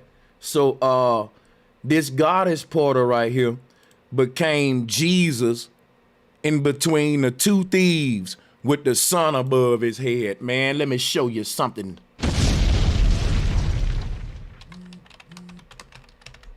If you like what I'm doing, hit the like button, share button. If you got a little bit, hit those links at the bottom of the page. We appreciate it. Appreciate y'all time as well. Look at here, man. They turned these triple goddesses into Jesus and the 2 thieves. All right? Jesus on the cross. It's the goddess on the cross. They plagiarizing it, man. You can't tell me Brother Sanchez ain't bad with this symbolism. I'm finna go so meticulous with it, because to do my job, you can't miss nothing. Some of y'all see, let me show you what I'm saying. This goddess represent the North Pole. Santa represent the North Pole. Santa wear a cone hat on top of his head. And this goddess got a cone hat on top of her head. Santa shit got a circle at the top of his cone hat. The goddess got a circle at the top of her cone hat, because the cone hat that you see right here becomes this whole circle that surrounds her right here. It's the tip of this doggone hat on her head is a ball of light. And that ball of light creates a aura around her that creates this entire circle around her. And that's what the Hindu was showing you right here with Mama Callie. Look, the top of Callie's hat, you got that ball up there. You see the ball? You see that little ball at the top of her hat? And that ball is the light shining at the top of the Christmas tree, creating this whole aura around her body. It creates this whole aura around her body from this shining star at the top. All right? And even in the Mayan cosmos, you can see the goddess with the Santa hat on, with the ball at the top. With the Santa hat on. And they turned that to Santa, you see? Y'all got to look at all this stuff. You can miss it now. It's right there. It's right in the symbolism. Now check it out. See, because this whole goddess portal on the top right here, the goddess portal was plagiarized into a legal systems that's built on the Bible, which is why you go into the courtroom, you got to swear with your hand on the Bible. When you go in the courtroom and swear to tell the truth, who you swearing to? Because all the Celtic magic of swearing is magic, man. You can't swear without a spiritual god or some mysterious force. This is a form of voodoo and magic. I'm telling you now, listen, the Celtic people had the triple goddesses. And when they had that, they didn't have no courtrooms and no patriarchal legal system. They was going off the natural law. St. Patrick, all them turned their backs on the truth just like everybody else. They abandoned the natural system and the goddess Mother Earth system for Brahmanism. And that's do what thou wilt, Crowleyism. That's the Hunger Games. That's making a whole new system where every man and woman wake up every day and fight against each other for food.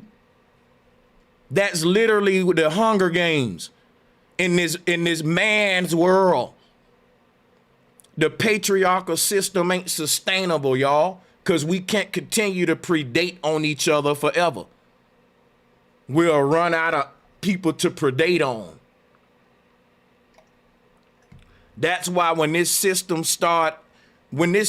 gobble up all the wealth of all the people, they start predating on each other, man.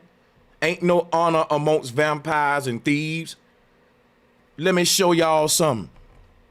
If the vampires ran out of humans to leech on, they'll start cannibalizing each other, man. You see that every day in Wall Street. It's a stupid system.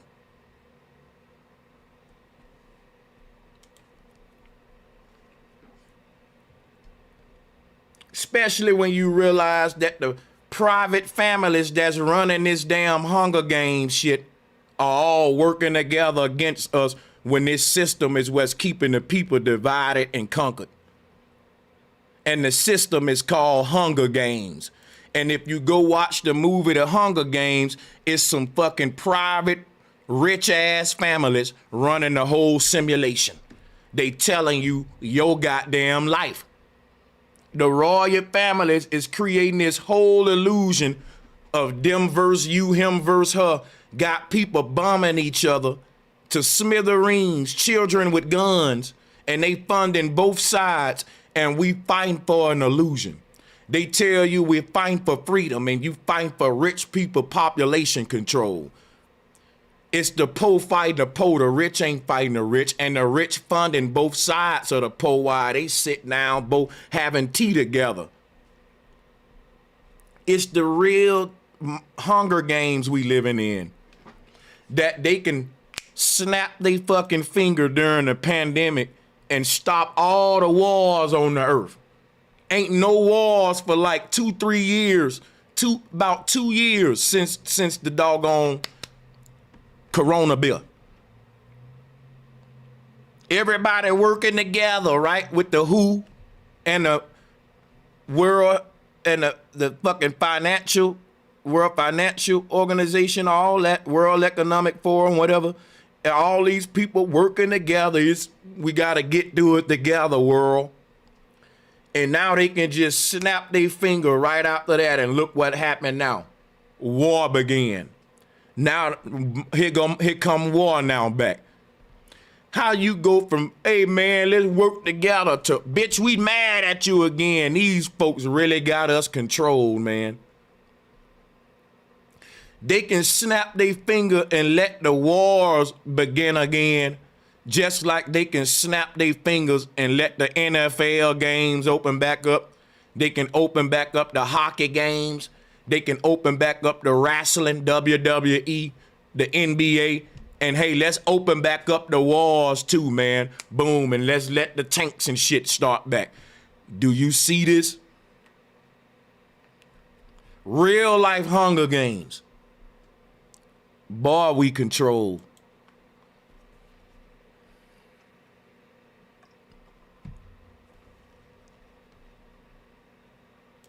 Check this out, right? If we zoom in to the goddess part of symbolism here, you can see Jesus with the sun aligned with him in between the two thieves. Here we go. Because the secret of the goddess and our pineal gland, which is the light inside of you, literally your mind, your consciousness that connect you to the heavens. If you don't connect with that and you just connect with the Bible and the Quran, you just sold your soul to a foreign god.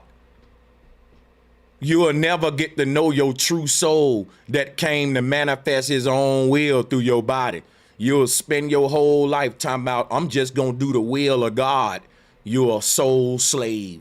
Because a slave is a person that lived a whole life doing the will of their goddamn master.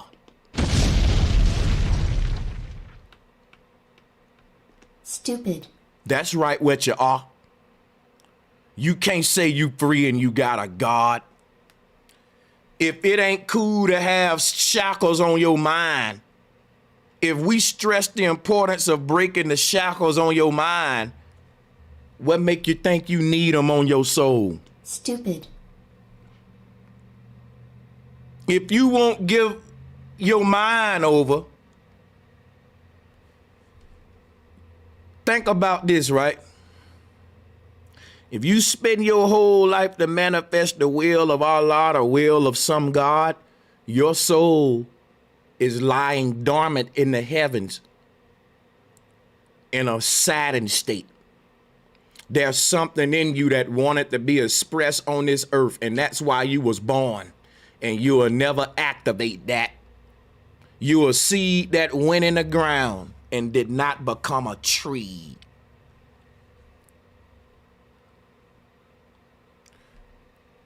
Before you incarnated to this world, you were a little ball of light who was so bright, its luminosity expanded to infinity. But all of that light is now trapped in a chunk of flesh. But when it get outside of this doggone body, can't then stop it from shining. You know, you can put a flashlight in a box, but when the box deteriorate, that light gonna burst out on all sides. They call that a macabre. When this body is no longer housing your soul, you will see a bright white light. A lot of people that's near death know what I'm talking about. And I got news for you. You just seeing your own soul, beloved. You are the light, not Christ. Not Christ. The light that you see is the vault of heaven and opening up, which is your own crown chakra. And you spread your wings and fly on out, and you have no fear. If you travel through that portal thinking that you want to meet Christ in heaven, that's what you're going to meet. They recycling souls based on what you believe the light is. The light will manifest the depths of the heart. Yeah, some Christians going to say, oh, I'm finna go to heaven and I'm going to walk streets of gold. And I'm going to do this and do that. And what they're doing, they're speaking their will into that chamber, into that hole. You say nothing. They want to tell you what to say after you get out the body. They know everybody gonna see the white light. But whatever you say into the white light, you're creating you speaking where you trying to. This is willpower. Will means like a car. This is how you steer the soul to its next destination. They said, be careful what you say. Sound is very sensitive on an ethereal level. Sound disturbs the waters. Listen, that light will manifest your next reality with whatever your state of mind is as you journey into it. And I'm telling you, have no state of mind. Relax and enjoy the ride. And be like a tourist on a flight and it's a surprise destination. I ain't got no expectations. All I know in my heart is wherever I go is a place where people treat each other right. A place that's better than the one I come from.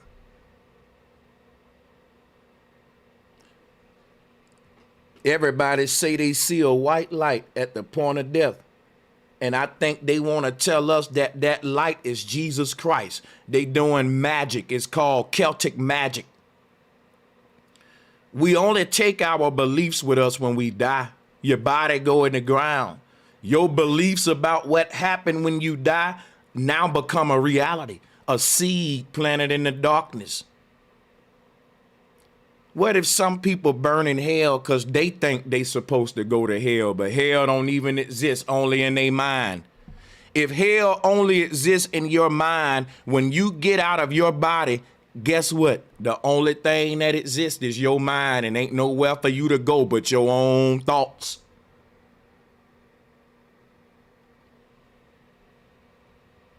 I can think of hell right now.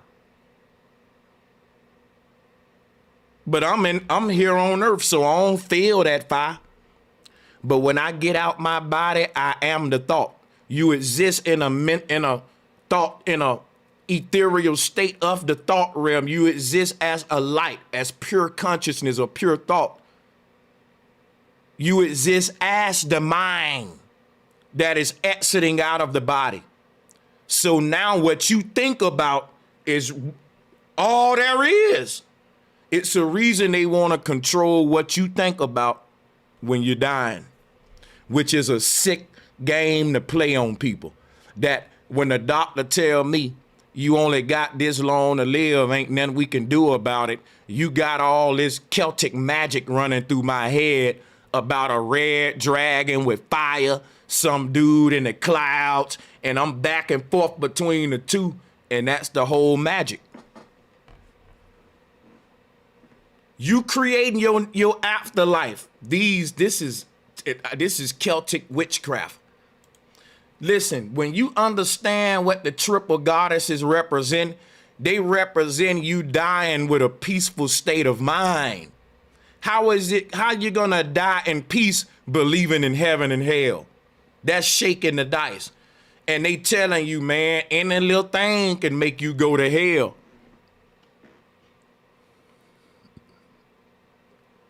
Even good Christians go to hell. And when they said that shit, my heart started beating like a motherfucker.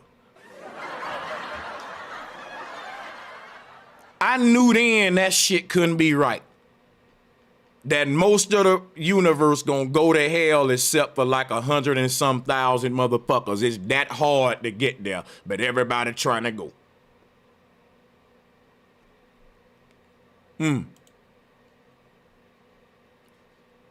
The fact that we create the heaven we dream about. Like, think about it. Where we project our consciousness to outside of the body, it's the heavens that we was creating inside of our heart when we was in the body. The body is the shell of a seed. And from the moment you born all the way to the grave, that seed is busting open for a tree to grow, which is your next universe.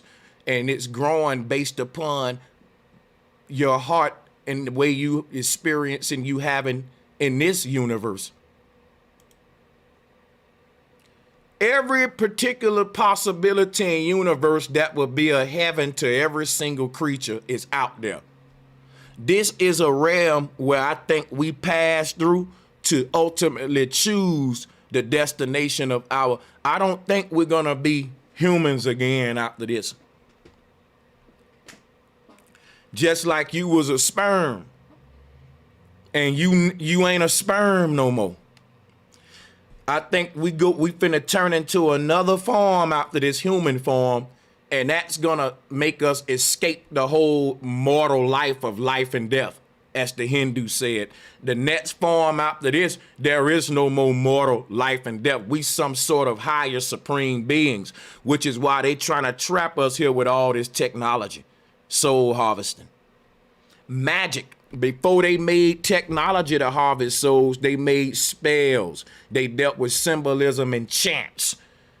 So they can give you inner visions that you meditate on from a child all the way till you go to the grave, and you're projecting yourself into these ethereal realms. So if you come into this earth and you only believe in heaven and hell and Jesus Christ and the devil, you never step outside of that. You live and die with that. That's the mind can only go where it knows. Even if you doubted it a little bit, that will be a chance for you to escape. But if you, like they said, they want you to believe it without doubting it at all. They telling you any little form of doubt can cause you to not make it to heaven. So guess what I did? I started doubting.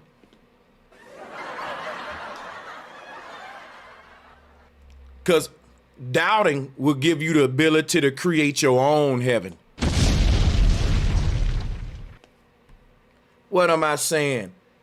Everybody who never doubted the validity of the Bible gonna die a Christian, believing a fairy tale in a childlike mental state.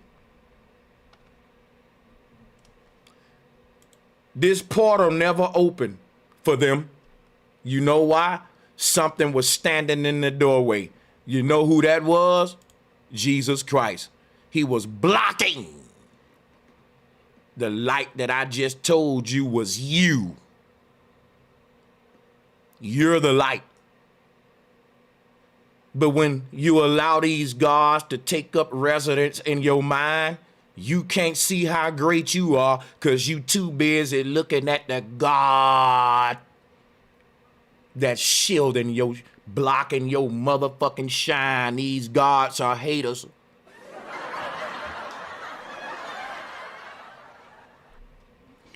See, the moment you get that God out of your mind, that light can make it to you. And that's your soul trying to relay a message to your sleeping ass. Wake up.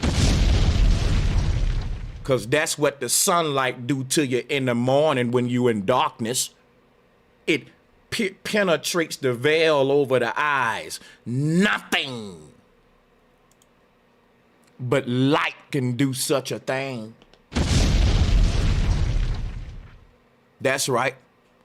See, if I close my eyelids and you pour water on my eyelids, that water ain't gonna make it to my eye because my eyelids are gonna shield my eyes from that water. That's why Your eyelids protect you from going blind. If somebody trying to fight me and they try to throw some dirt in my eye and I close my eyes right on time, they miss me. My shield's gonna block all that boom, boom. But you know something that your eyes can't be blocked from is light. Your eyelids cannot protect you when the light shines in your bedroom in the morning. That light don't respect your shield. It's like Teflon piercing bullets. See, these eyelids will protect these eyes from everything in the physical world. But light don't exist in the physical world. And it go right through the physical world because light looks at our physical world like a holographic reality. The light don't see no physical eyelids.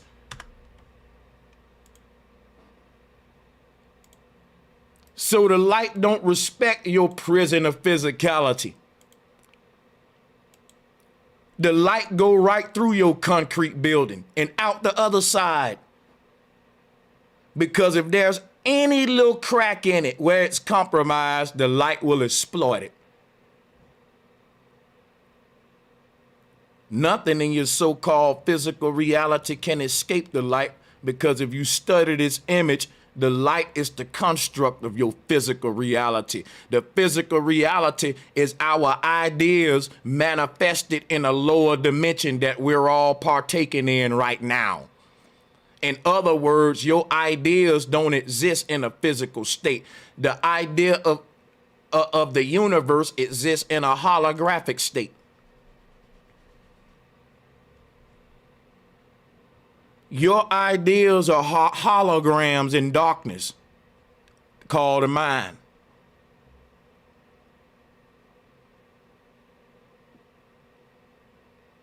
So we building a physical world off of a non-physical reality that we all share inside of our mind. And if you come up with a new idea tomorrow and you try to keep it in your mind and hide it from people and wait to manifest it for somebody else do, just remember this. The moment you have an idea, we have an idea.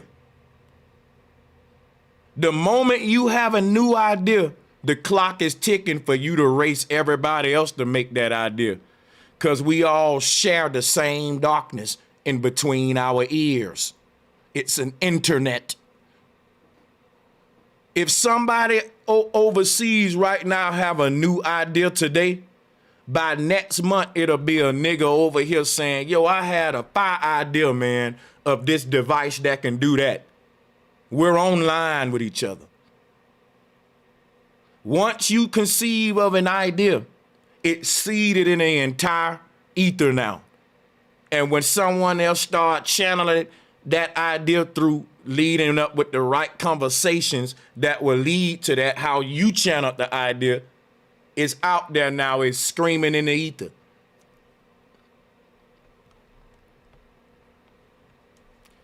You can't hide your thoughts from the universal mind. Rappers know what I'm talking about too. If you're a hip hop artist, you'll come up with a fire-ass rap line. And in 3 years, you'll hear your fucking favorite rapper say it. He'd be like, yo, I thought of that same line. I said it the same way. Wow, they said great minds think alike. No, it's just fact that ain't number one universal mind that we all share. And the best people are the ones that can channel the most information from that universal, what they call Akashic records.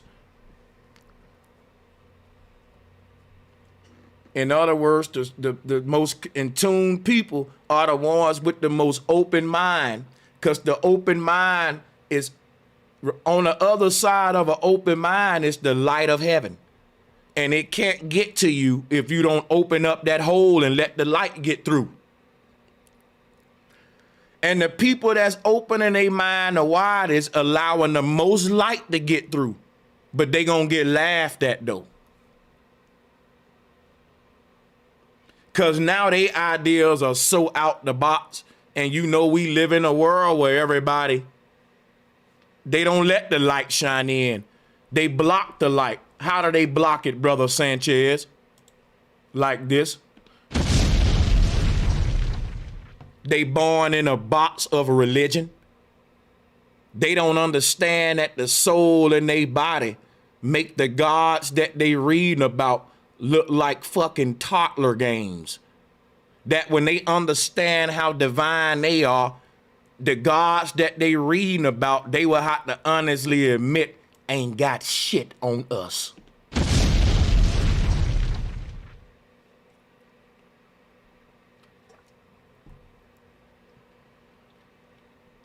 When you see that the story of Christ was the story of you coming to the earth, like I taught you with the symbolism a minute ago, you can't even look at Christ the same.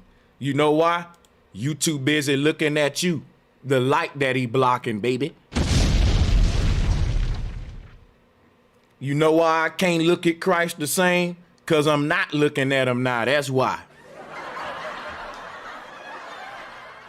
In other words, when you wake up, you gonna say, Christ, hold up, get out the way, nigga. What's that light behind you?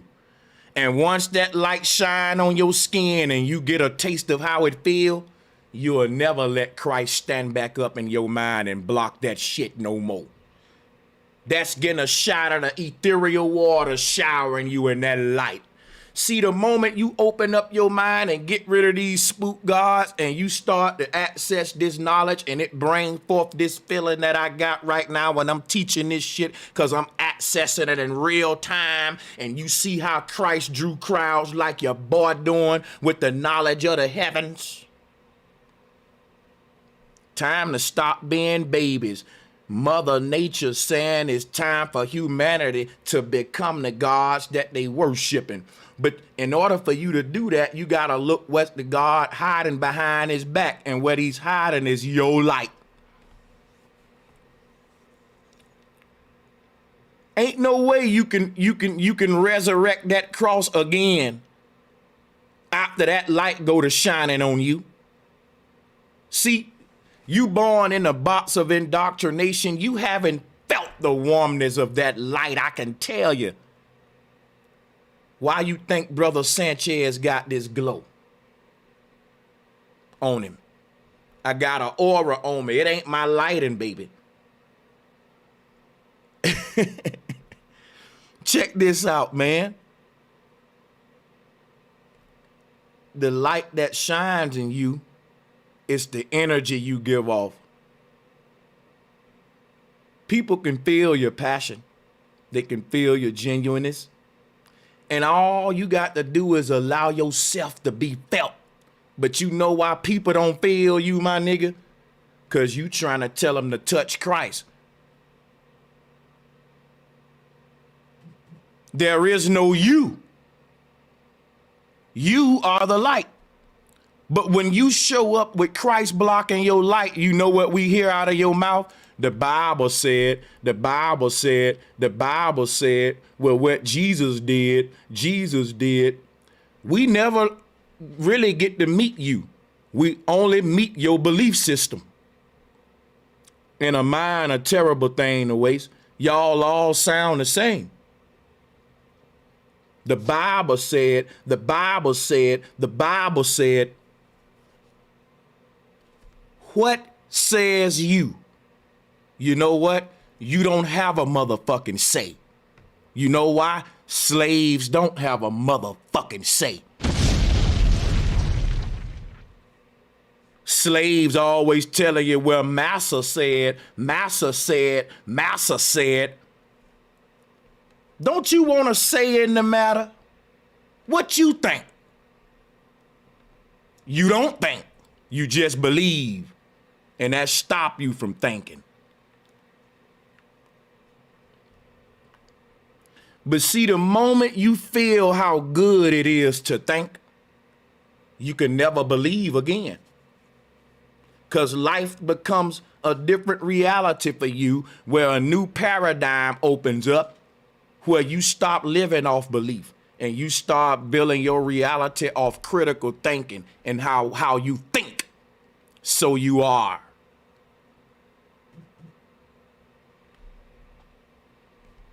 Belief don't take place in the mind. It take place in the brain. And that's a big difference. The brain is a muscle, and belief ain't nothing but muscle memory. That's a nigga who raised by his grandma in the church who know how to say hallelujah just like her.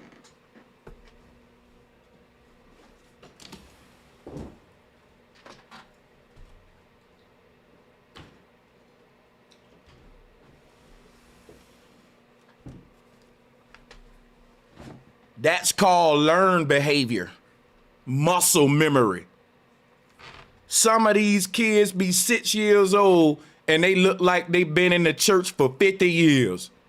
They know how to cut a step. That's brain activity. That don't take them using their mind. That take them mimicking you and seeing you act a fucking fool and shout and practice this witchcraft and Celtic magic. And you cursing them with the same spell. What spell? The ghost spell. Oh, you call it the gospel. Under the spell of these ghosts and can't access your own light until a nigga talk to you like this. Cause round here in King Normandy in the West, what we call this here, it's a little twin nigga. Let me get my pastor voice for you niggas. Can't access your light because Jesus blocking it. Can't access your go power because Allah stopping it. But the moment you get some self-motivation, hallelujah. I said a moment you get some self-inspiration, hallelujah. I said a moment you get some go, the moment you get the wind beneath your goddamn feet, like Bishop in juice. I said hallelujah.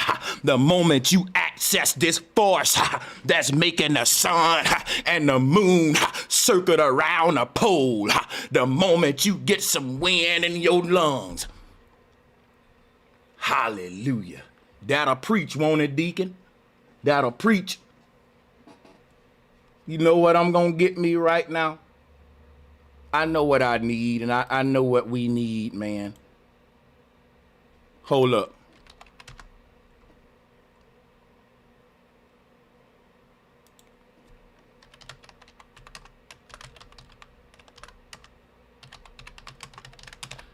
We need an amen effect. If I can find that shit, that'll be fire. I want that deacon. Amen.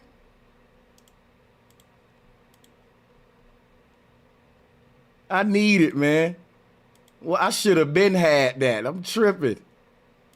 Gotta have it right now in the middle of the stream. Fuck it. Amen. That ain't what we want. I'm gonna get me one. You just wait. I'm gonna come back on it. There we go, man. Hell yeah, that'll do. That's what I'm talking about. You know, we talking to the Christians. We gotta keep that energy, you know. But nah, let me quit playing though. But you are the light. You blocking that light with your own beliefs. It's crazy, man.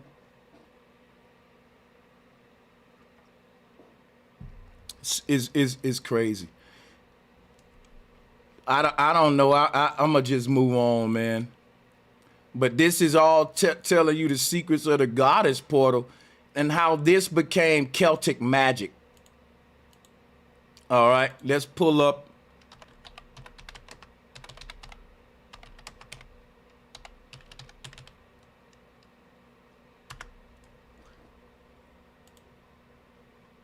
See, right here. Here is the Celtic triple goddesses. But the Celtic people started to adopt Brahma, and they went into, you know, everything went downhill when we went to the patriarchal religions.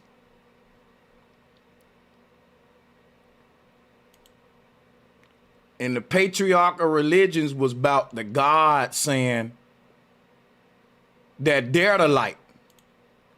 It was about your God telling you he's the light. Right?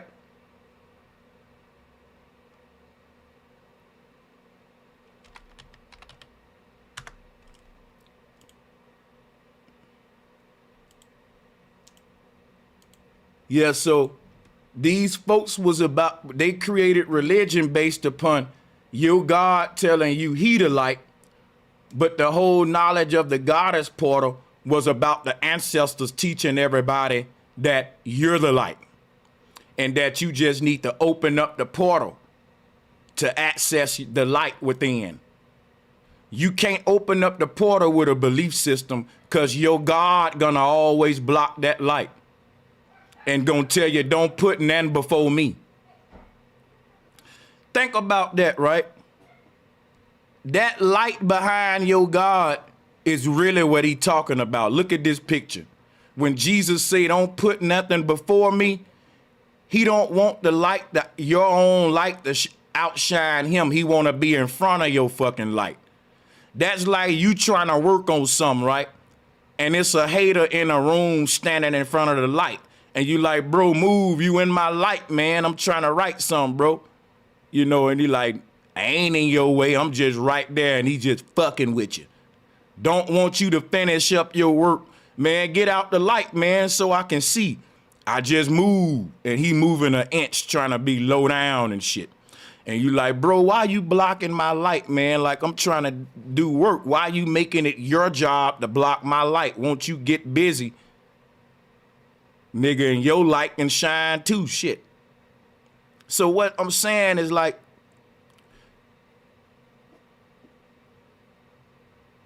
these guys blocking your light, which is you doing your true,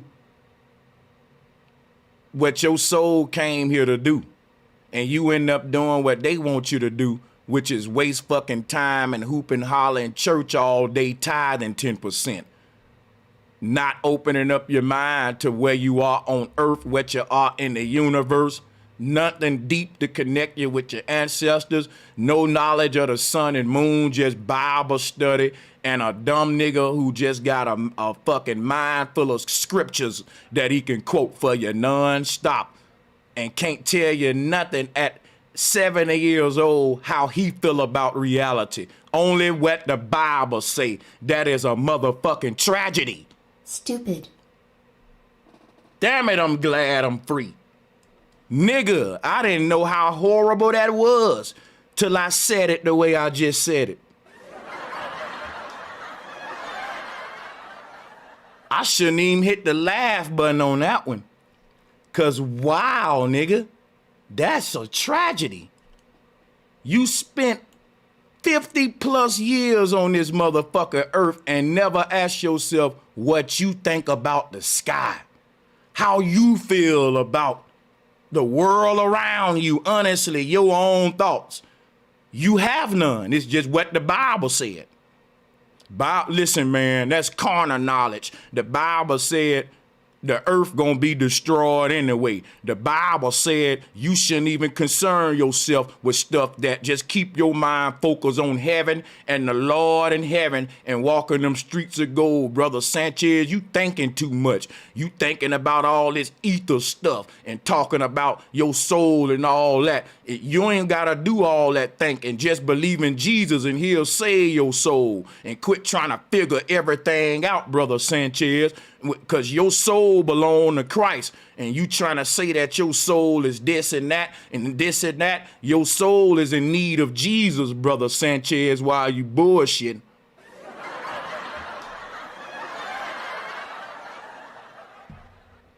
They can never have a deep conversation with you.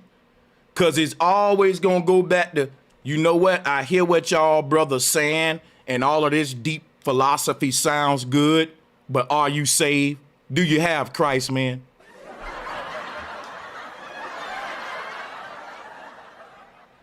All of that sounds good, and we want to clap it up, but do you have Christ? Because if you die Without the Lord and Savior Jesus Christ in your heart, man, I feel bad with you. The smart man that burns like a fool with all his knowledge, man. I'm telling you, that's how they think, y'all, and it's such a tragedy to see it. It's such a tragedy to see it. Because these guys will be some bright motherfuckers. Some of them will probably be doper than me teaching this shit. I know niggas who can break that Bible down so good. I know if they was into sacred geometry, they probably be giving me a run for my money. But they'll never see this shit. They'll never even, they gonna die in that church.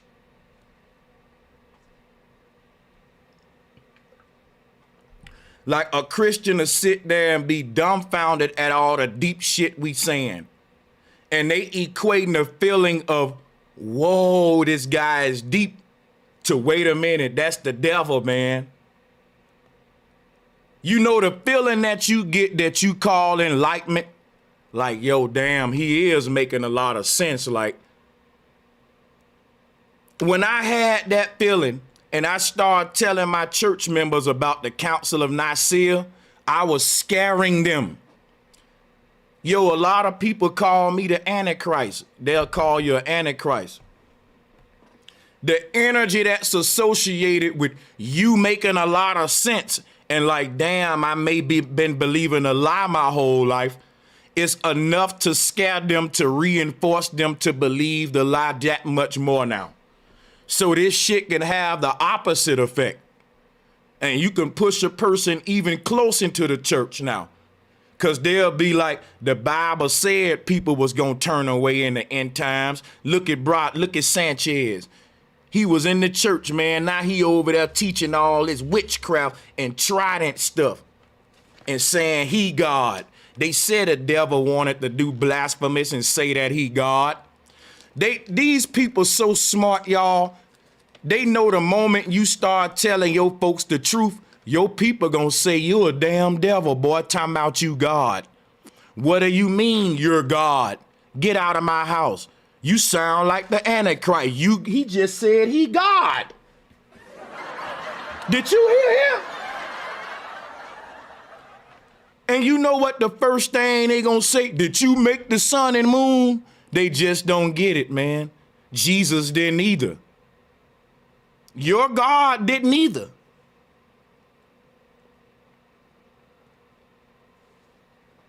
No one's saying they're the creator. God never meant creator.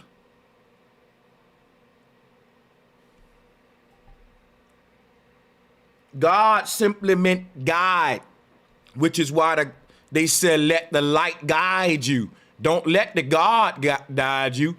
If you let Jesus guide you, guess where he gonna lead you? To the cross. You know why? That's where his destination ended. How he gonna lead you to a further destination than where he went?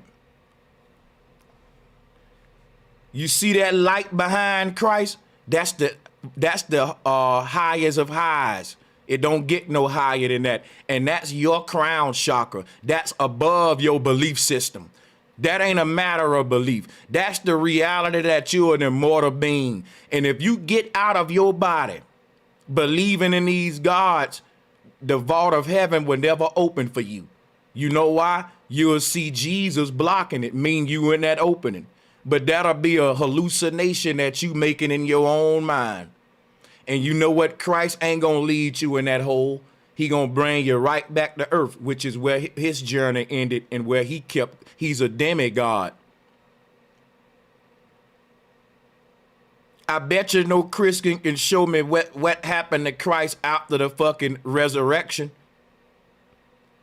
I want to hear all these made up stories. I bet you they tell y'all stuff that ain't in the Bible. Some of y'all believe it. But the shit you believe what happened after the resurrection, a lot of that ain't even in the Bible. That's just man's coming. A lot of shit y'all believe is Aleister Crowley, man.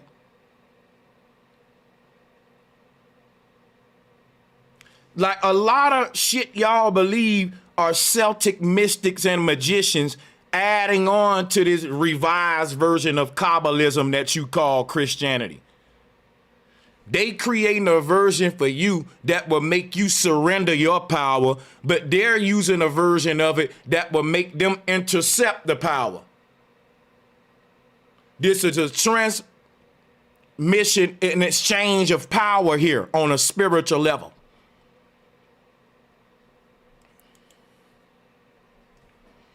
You're all practicing the same ritual, but they're the receivers and you're the givers. And we wonder why they in power and we're not. And God seemed to only favor these people who we can expose right now as the synagogue of Satan. In 5 minutes, I've already did it, man. Come on, quit playing with us over here. Quit playing with us over here.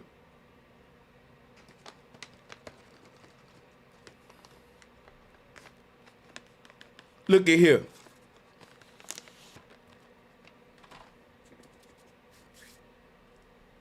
Jesus said, "Don't put none before me." What a Christian got to do is say, "Hold up, Jesus, let me smack your ass down a minute and see what this light is behind you." And like I said, once that light touch your skin, you will never resurrect that cross again to block it. Jesus will be dead forever in your mind. See, once I laid my cross down, I never stood it back up. Because the light that I was immersed in, it's like a deer in the headlights. Once that deer get in that light, it freezes up. It can't move. The moment I moved Christ out the way and my mind started to be opened up, I could never go back. I'm like a deer in the headlights with that light, man. I'm stuck in an upward ascension of evolution and progress. Flat motherfucking power. Ain't no way. And see, when you lay that cross down, that's saying you crucifying your belief system. And guess what? It's going to be so painful. The truth hurts. But guess what? The light is the truth.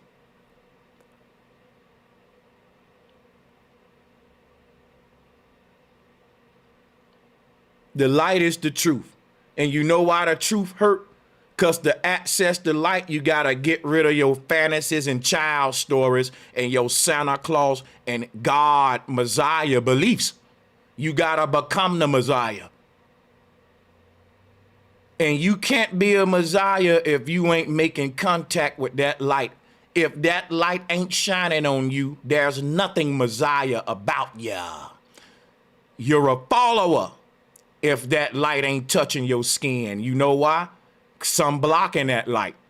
And whatever in front of that light, that's what your God is. You ain't the God, because the God is the leader. If the light of heaven ain't directly touching you, meaning you ain't formulating your own opinions and reality about this place, you going by what they tell you, your light ain't even been accessed yet. You ain't even felt what it's like to think for real because you've been believing your whole life. And I'm telling you, once you start thinking, I told you, you'll never stand that guard back up. You'll never base your life and reality on belief again. Once you start using your mind, you'll realize I can think my way out of 99% of situations that I tried to pray my way out of, Becky.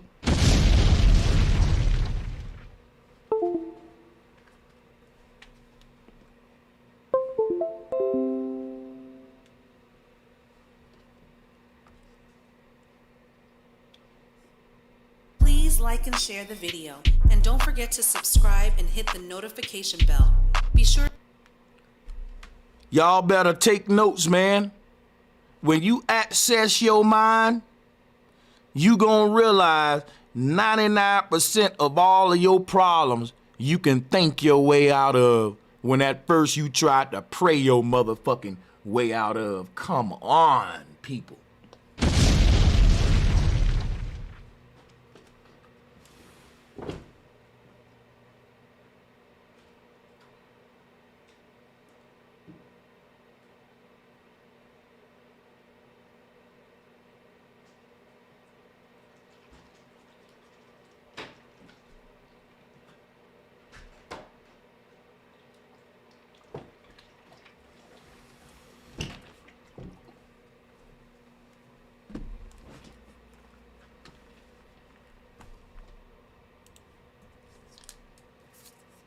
Hold up, y'all. I'll be with you in just a second. I need to drink me something cold.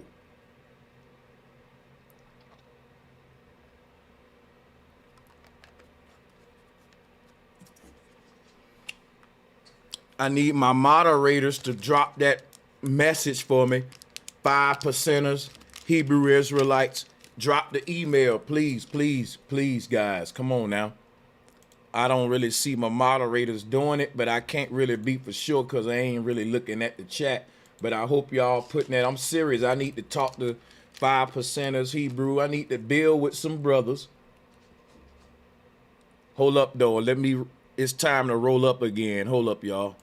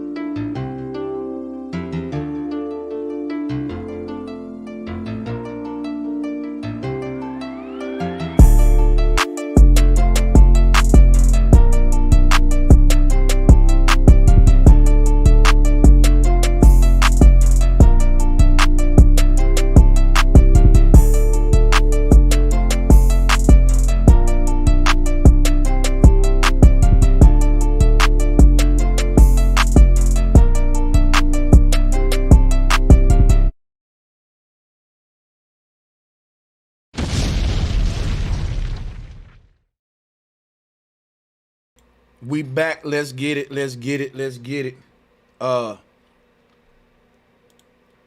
So enough of this blocking the light in the goddess portal.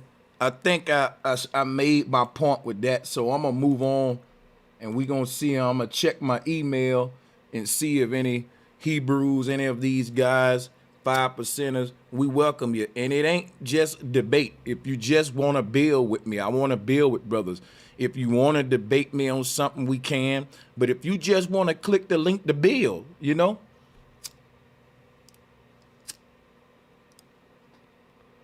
Right. So look, we went over why they want to find the Star of David in Egypt. They got to have Israel in Egypt on Gregorian timeline for they lie to be put off.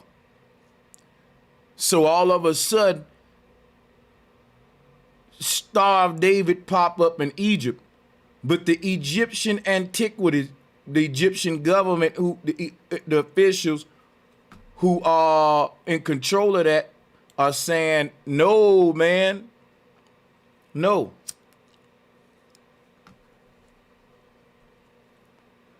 No, there is no Zionism. See, what they really rebelling against is the synagogue of Satan.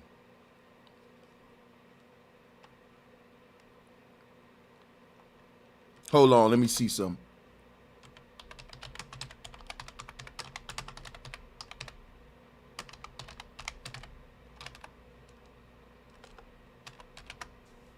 See, I just showed y'all that the three wise men on a Sumerian artwork is where we see the Star of David in Samaria. Now they got to put it in Egypt, y'all. See it here? Everywhere civilization so-called boom, that they got to stamp it with the Star of Remphan to connect the fucking lie on their timeline, saying how civilization started in Egypt and went out into everywhere else. But if we find the Star of David in Samaria and not in Egypt, that flips their whole timeline apart. And that's why I did that lecture on my channel saying, why did we find the Star of David in Samaria? Not Bethlehem, or the, why wouldn't we find this same religion in Egypt where they say it all started at? So this is their way to connect it all. They trying to connect Islam and all that. Kemetic is basically the New World Order religion. That's it. The worship of Uncle Sam, the Pan, the Baphomet. And the reason everybody liked the Egyptians, because the Egyptians had an integrated America sort of melting pot type culture that blended all of these world fucking systems under one. They had a friendly system to everybody, and that's the one we honor today. They don't want y'all to know that. They blended all of these people, knowledge of their goddesses and the history of their ancestors, to this one spookism god and religion with Christian forefathers and all that shit.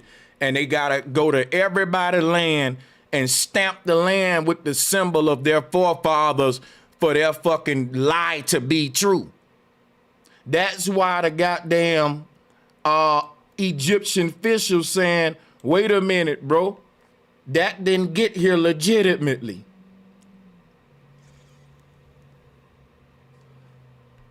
You got a 6-pointed star with a cube in the middle. You know what that is? Islam. You got a 6-pointed star with an inverted pyramid. You know what that is? Yahweh and Hebrewism. Judaism, yeah.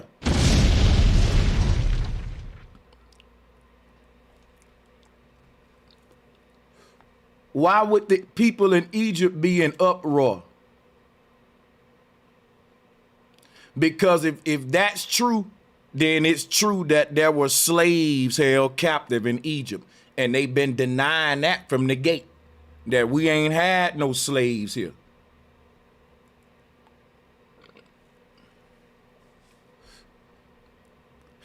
Yeah, that's crazy, man.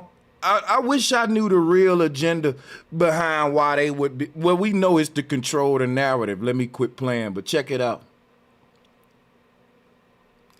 It's so they can open up the argument of historical timeline again and rewrite fucking history.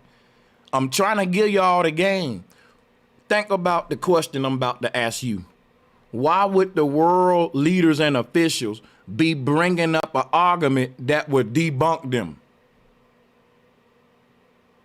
Egypt and Rome got the same agenda. Why they trying to make it look like there's a religious battle going on at this time? all of the shit happening on earth, and we're debating about the history of the Hebrews and were they captive. You know why? They want to rewrite the whole timeline. Starting from Exodus. Why? Because Genesis is basically the creation of the earth and all that. They all agree on that. They having a battle about who the chosen people, who were in bondage and shit. That's very fucking important, because the people who in power got there by the world believing this story. But if we got questions on the actual history of it all, it's kind of a big argument, because that argument can question the validity of you being slaves there anyway, which is what the Egyptian officials is saying. But why would they want to have that argument, which will open up a can of worms that they shouldn't want us to be going into? And I think they're doing it on purpose so that the debate can lead to them saying, oh, we were wrong, and they can fucking change history again. They just get to edit shit whenever they want to, because they get into little stage arguments, and what conclude from the argument is, you know what, we got to make a correction. And nobody never say, well, if y'all ain't never right, let's just throw all that shit away and start over. Too many corrections and revisions.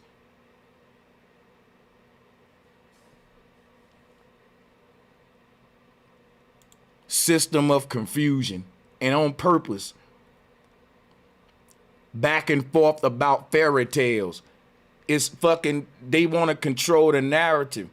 They want everybody debating about this now, and then they gonna use it for their agenda instead of deciphering it like I'm doing right now.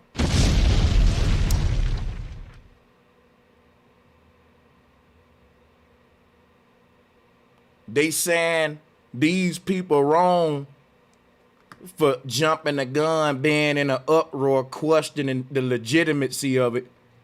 They said instead of looking into the possibilities of their ancient origins, a Fifi cried foul and accused the German archaeological team working on the site of engraving the stars into the shrine themselves. People, that's big, man. Oh my God. Because this is a German archaeological team, and people been accusing the Germans of this shit for years. That's why I told you I don't trust the paleontologists. That part right there. You know what's crazy? People been telling y'all about these goddamn Nazis in power and how they forged themselves in history. These Ashkenazis too, these Jews, quit, you know. How these guys got power over writing history. How do they write history? With archaeological teams, yo. Open up your mind, duh. People love to say that they lying and forging and twisting and rewriting history all the time. Then when you show them how it's done, they be like, no, because it don't go with their little belief system. These folks, yo, why? Listen, the Germans are the ones that, let me see. All the shit in history that can be debunked, we find Germany surround, these old Nazis surround. The Nazis that infiltrated our government in the 50s started NASA. Started rewriting history with the Big Bang. And we know the blue marble is bullshit.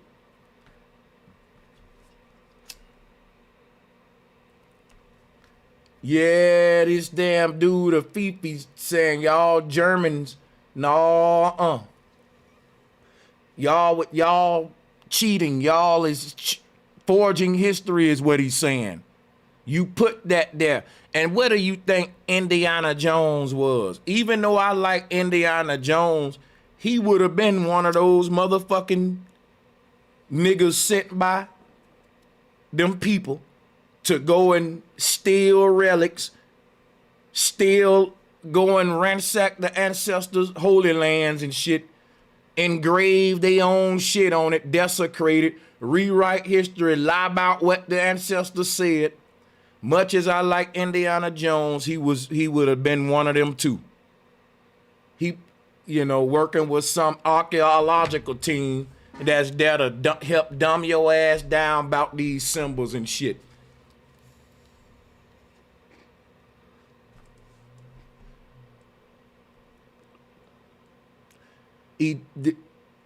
An Egyptian news site took the conspiracy theory one step further, finding a convenient scapegoat in a Jewish member of the German delegation. The site claimed that the engravings were carved to, quote unquote, vandalize Egyptian culture and provoke Egyptians. The Jerusalem Post reports. Yeah, the Jerusalem Post gonna be all over this, ain't it? On Saturday, Egyptian antiquities minister Khalid Anani paid. This man is named after the Mesopotamian fertility goddess Inanna, by the way. Minister Khalid Anani paid a visit to the Aswan shrine and subsequently took the matter in hand. In a statement, Anani said that he requested a scientific report on the engravings from the archaeologists. The report would include a picture of the stone under discussion from the time it was discovered to explore its archaeological repercussions without the two Star of David engravings. The Jerusalem Post quoted him saying, as Egyptian officials continue to scuttle wildly for a suitable explanation for the two symbols of modern Judaism carved into stone right on its soil, the Bible Lands Museum pondered the quote-unquote cosmic coincidence just before Passover on its Facebook page. We are reminded of the ancient expression from the Passover Haggadah that the social media post read, in every generation one must see himself as if he has gone out of Egypt.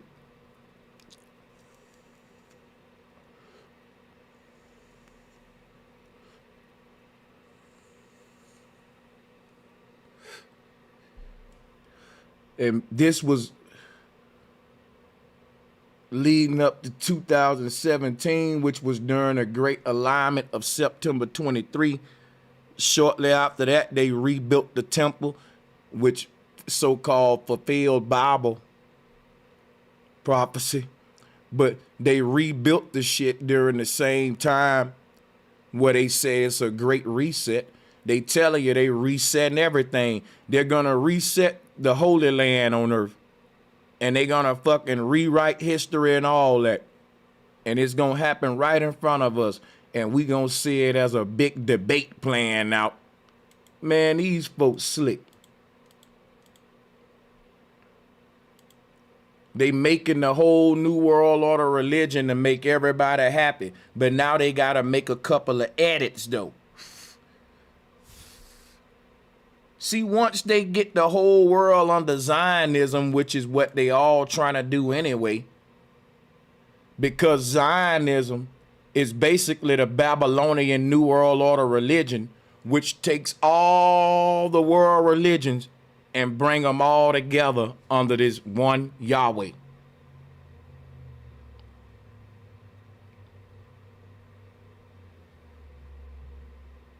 It's crazy, man.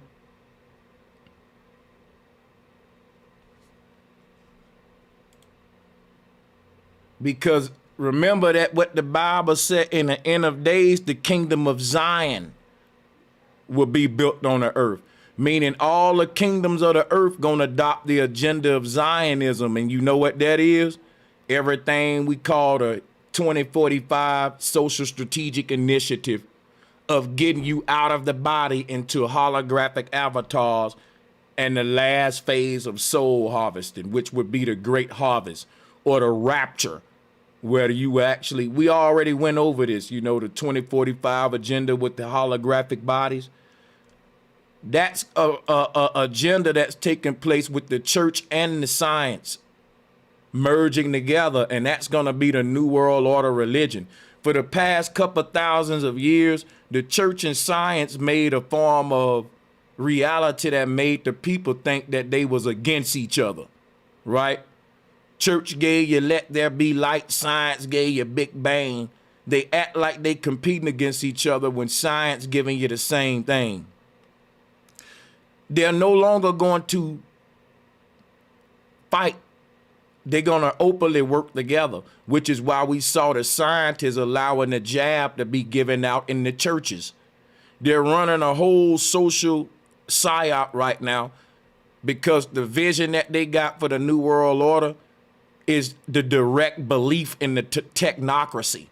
So they need all of the religious leaders to work with them to bring forth the Zionistic agenda, which is basically the fucking people with the Zionism mindset. They have a mysterious God that they manifest through technology, meaning that they say they worshiping the same God you worshiping, but they actually trying to be the God you worshiping, because they giving you a God that said he gonna save your soul in a cloud, in a light body, but they're funding the sciences that's gonna physically make that happen in the near future, where humans gonna be immortal and their consciousness be stored on an AI cloud, and they'll literally be in a light body. The symbol of the Zion is literally the human soul. I don't know what's up with these guys, but the yarmulke on top of the head is blocking the pineal gland too. So this is very demonic. Let me show you something.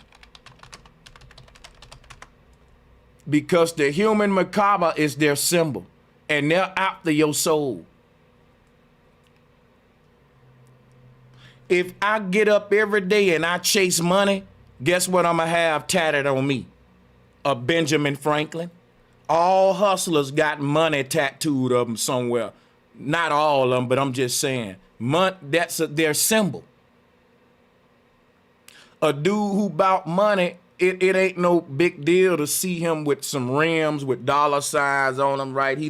That's his, he chase money every day. He got dollars tatted on him and shit, right? What I'm saying is that's his symbol. These people wake up every day and chase after your soul, man. And your soul is their symbol.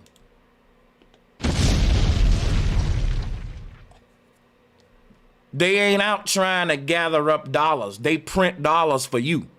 What they out there is the human soul. That's the ultimate goal of the Zionistic agenda. Is bringing forth the new kingdom of Zion, which is the belief in the technocracy. They already did the first step of it when they got the church giving out the doggone prick, because right there is the first time in a long time where science and religion had an agenda that direct and that crucial. It automatically canceled out this fake beef between church and science, and right there instantly people immediately allowed the sciences into the church.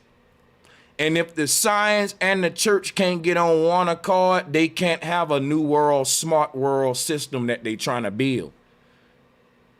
The religious leaders gotta convince they sheeple that what they're saying is not against their moral code and value system. So their damn religious leaders are gonna lead them right to the slaughterhouse with the tech gurus and their agenda to harvest the soul. Because they was all working together to begin with, and they just can't hide it no more because they nearing the final part of their agenda where they can no longer hide the fact that they was working together all along. Which is why this is the kind of time of revelation, because it's being revealed to us that this is a conflict of interest between church and state, science and religion. And we see the two working together in unison like never before, as the fabric of our very reality is redefined, reset, and changed to lay the foundations for the technocracy, which is the kingdom of Zion that they promised would come. And the people in the churches and mosques don't even see it, man. It's fucking really weird that they don't. You would think they would be talking like us.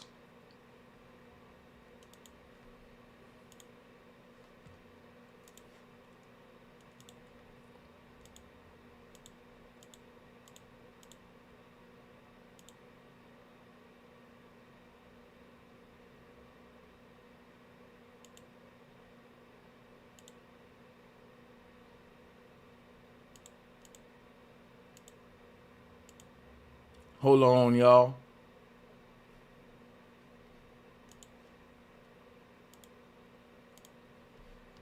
Wait a minute.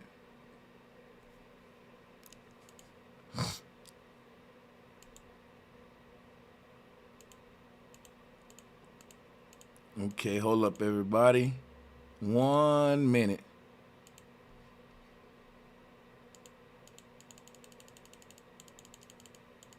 I'm gonna play a video clip that I'm gonna watch. I don't know if I ever saw it before. I don't know if you ever saw it before. But after we play this,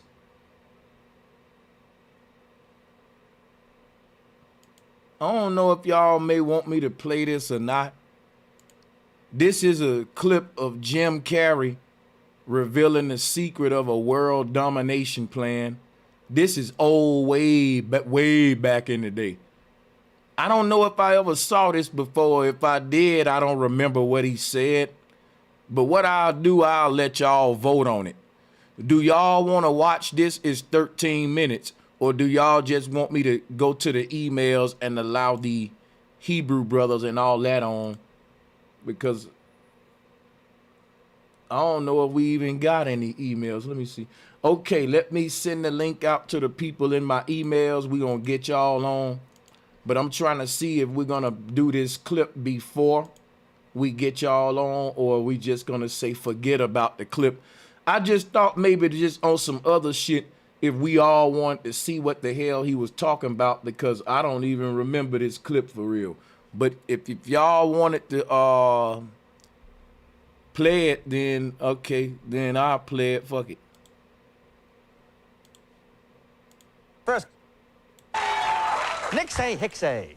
My first guest stars in the #1 selling video, Ace Ventura: Pet Detective, and also the star of the #1 movie in the box office in the entire world at this very moment, The Mask. Please welcome Jim Carrey.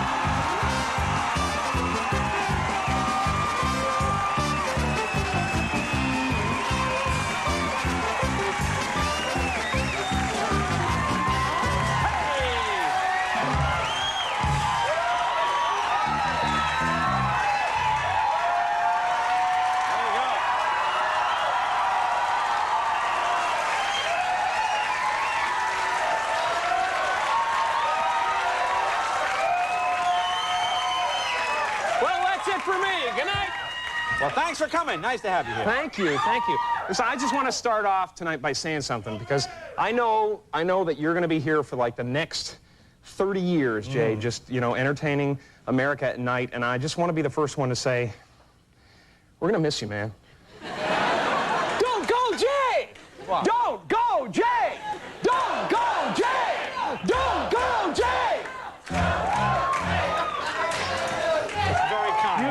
You never lost your sense of humor, even through all the divorces. Right. Thank you. Thank you. This is. Let me ask you something. Are you feeling okay? I know you had didn't you have your head removed or something? You had an operation of some sort. Yeah, I had an operation. I was doing Dumb and Dumber. I was up in Utah, and I had a.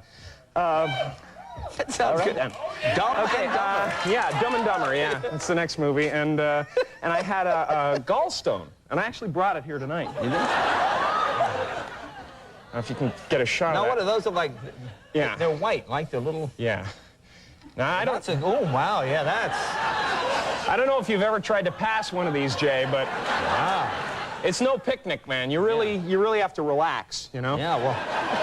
No, actually, it's not a gallstone. It's just a cyst from my armpit. Yeah, I was gonna say. The real surgery was a little more serious. It was a heart transplant. Oh, and, really? If you ever go in for one of those, seriously, good advice, always make sure there's a donor available. Because I didn't have one, and now I have the heart of a small parakeet. Feel it, Jay. It's going like a trip hammer. Oh, yes. You have a cat? Yes, I do have a cat. Really? Yeah. Because I react sometimes to that. Oh, really? Yeah, Oh, I should have you over the house. Just napping. Yeah. A heart transplant. Well, it's amazing that you could get up and get around so easily. Yes, I'm resilient. There's no question about it. Yeah.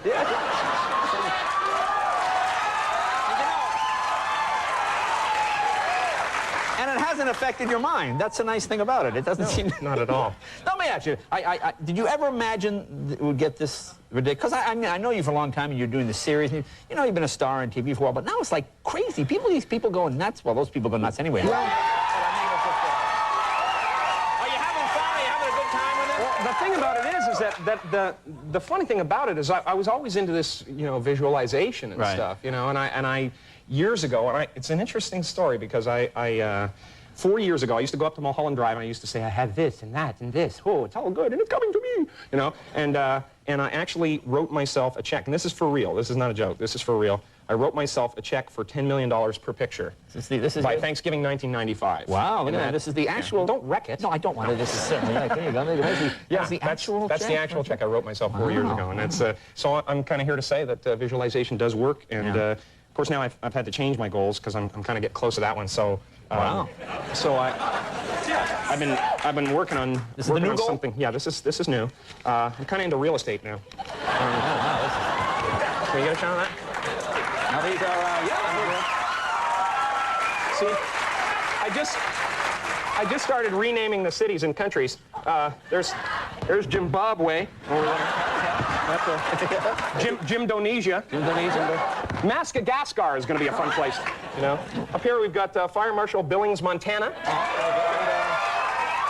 Of course, Ventura, California will stay the same. Oh, that'll remain. This is my favorite here. Yeah, that's, you know, if everything goes right. A few years from now, a lot of people will be vacationing down in the sunny Caribbean. Really? Yeah. It's just something to shoot for.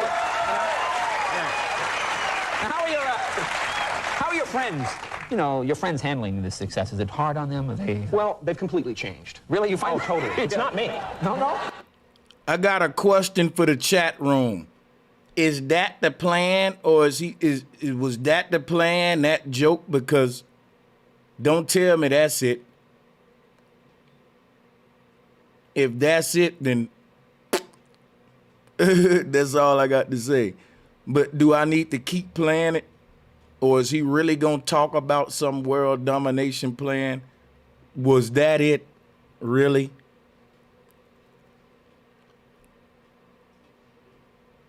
And who sent me this? Hell sent me this. That better not be it. That better not be it. Oh, man.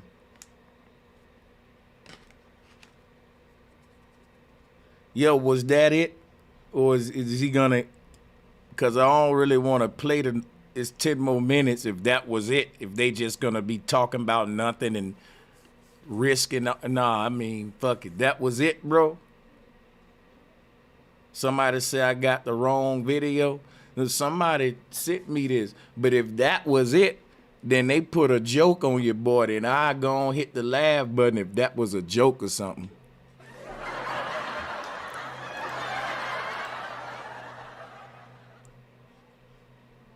Yeah, you got me good on that one.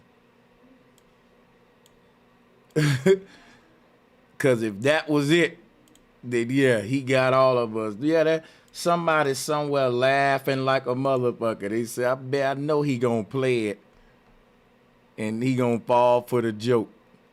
All right, he got me. Cool. That's crazy. But look, I do want to say salutes to everybody in the chat room. I got to get up out of here. I sent people out the links who emailed me, but I don't see none of them trying to join, not the ones who emailed me as far as 5%, Hebrews, all that go. But I got to get out of here. I'm going to try to go up. You know, we'll open it back up in a minute. I'm going to get me something to eat and do all that stuff. But I appreciate y'all for tuning in. If you appreciate the information I presented today, hit the like button, share button, tweet it, put it on your Facebook timeline. A little helps a lot. If you have some money you want to spare to show your support that way, the links are right beneath at the bottom of the page there. And I thank you in advance. And with that being said, guys, I'm going to get on up out of here, you know. I ain't going to draw it out too long. Salutes to the people that hit the Cash App, Braylon McComb. Nat Cone Cole, thank y'all, brothers. Salutes to the OG Leo and to Bodega Veggies. Appreciate the love, yo. Salutes to Jacquio Azur Shabazz and to Nathaniel Hills and to Anthony Mitchell. Appreciate your brother Shabazz, Nathaniel Hills, and Ant Dog. Appreciate y'all. Hey, want to give a big salutes to all of my Patreons as well. And if you hit me up on the PayPal, I use my PayPal for like anonymous donations. That's normally kind of how it just sort of came to be. So I just want to drop a bomb for my PayPal.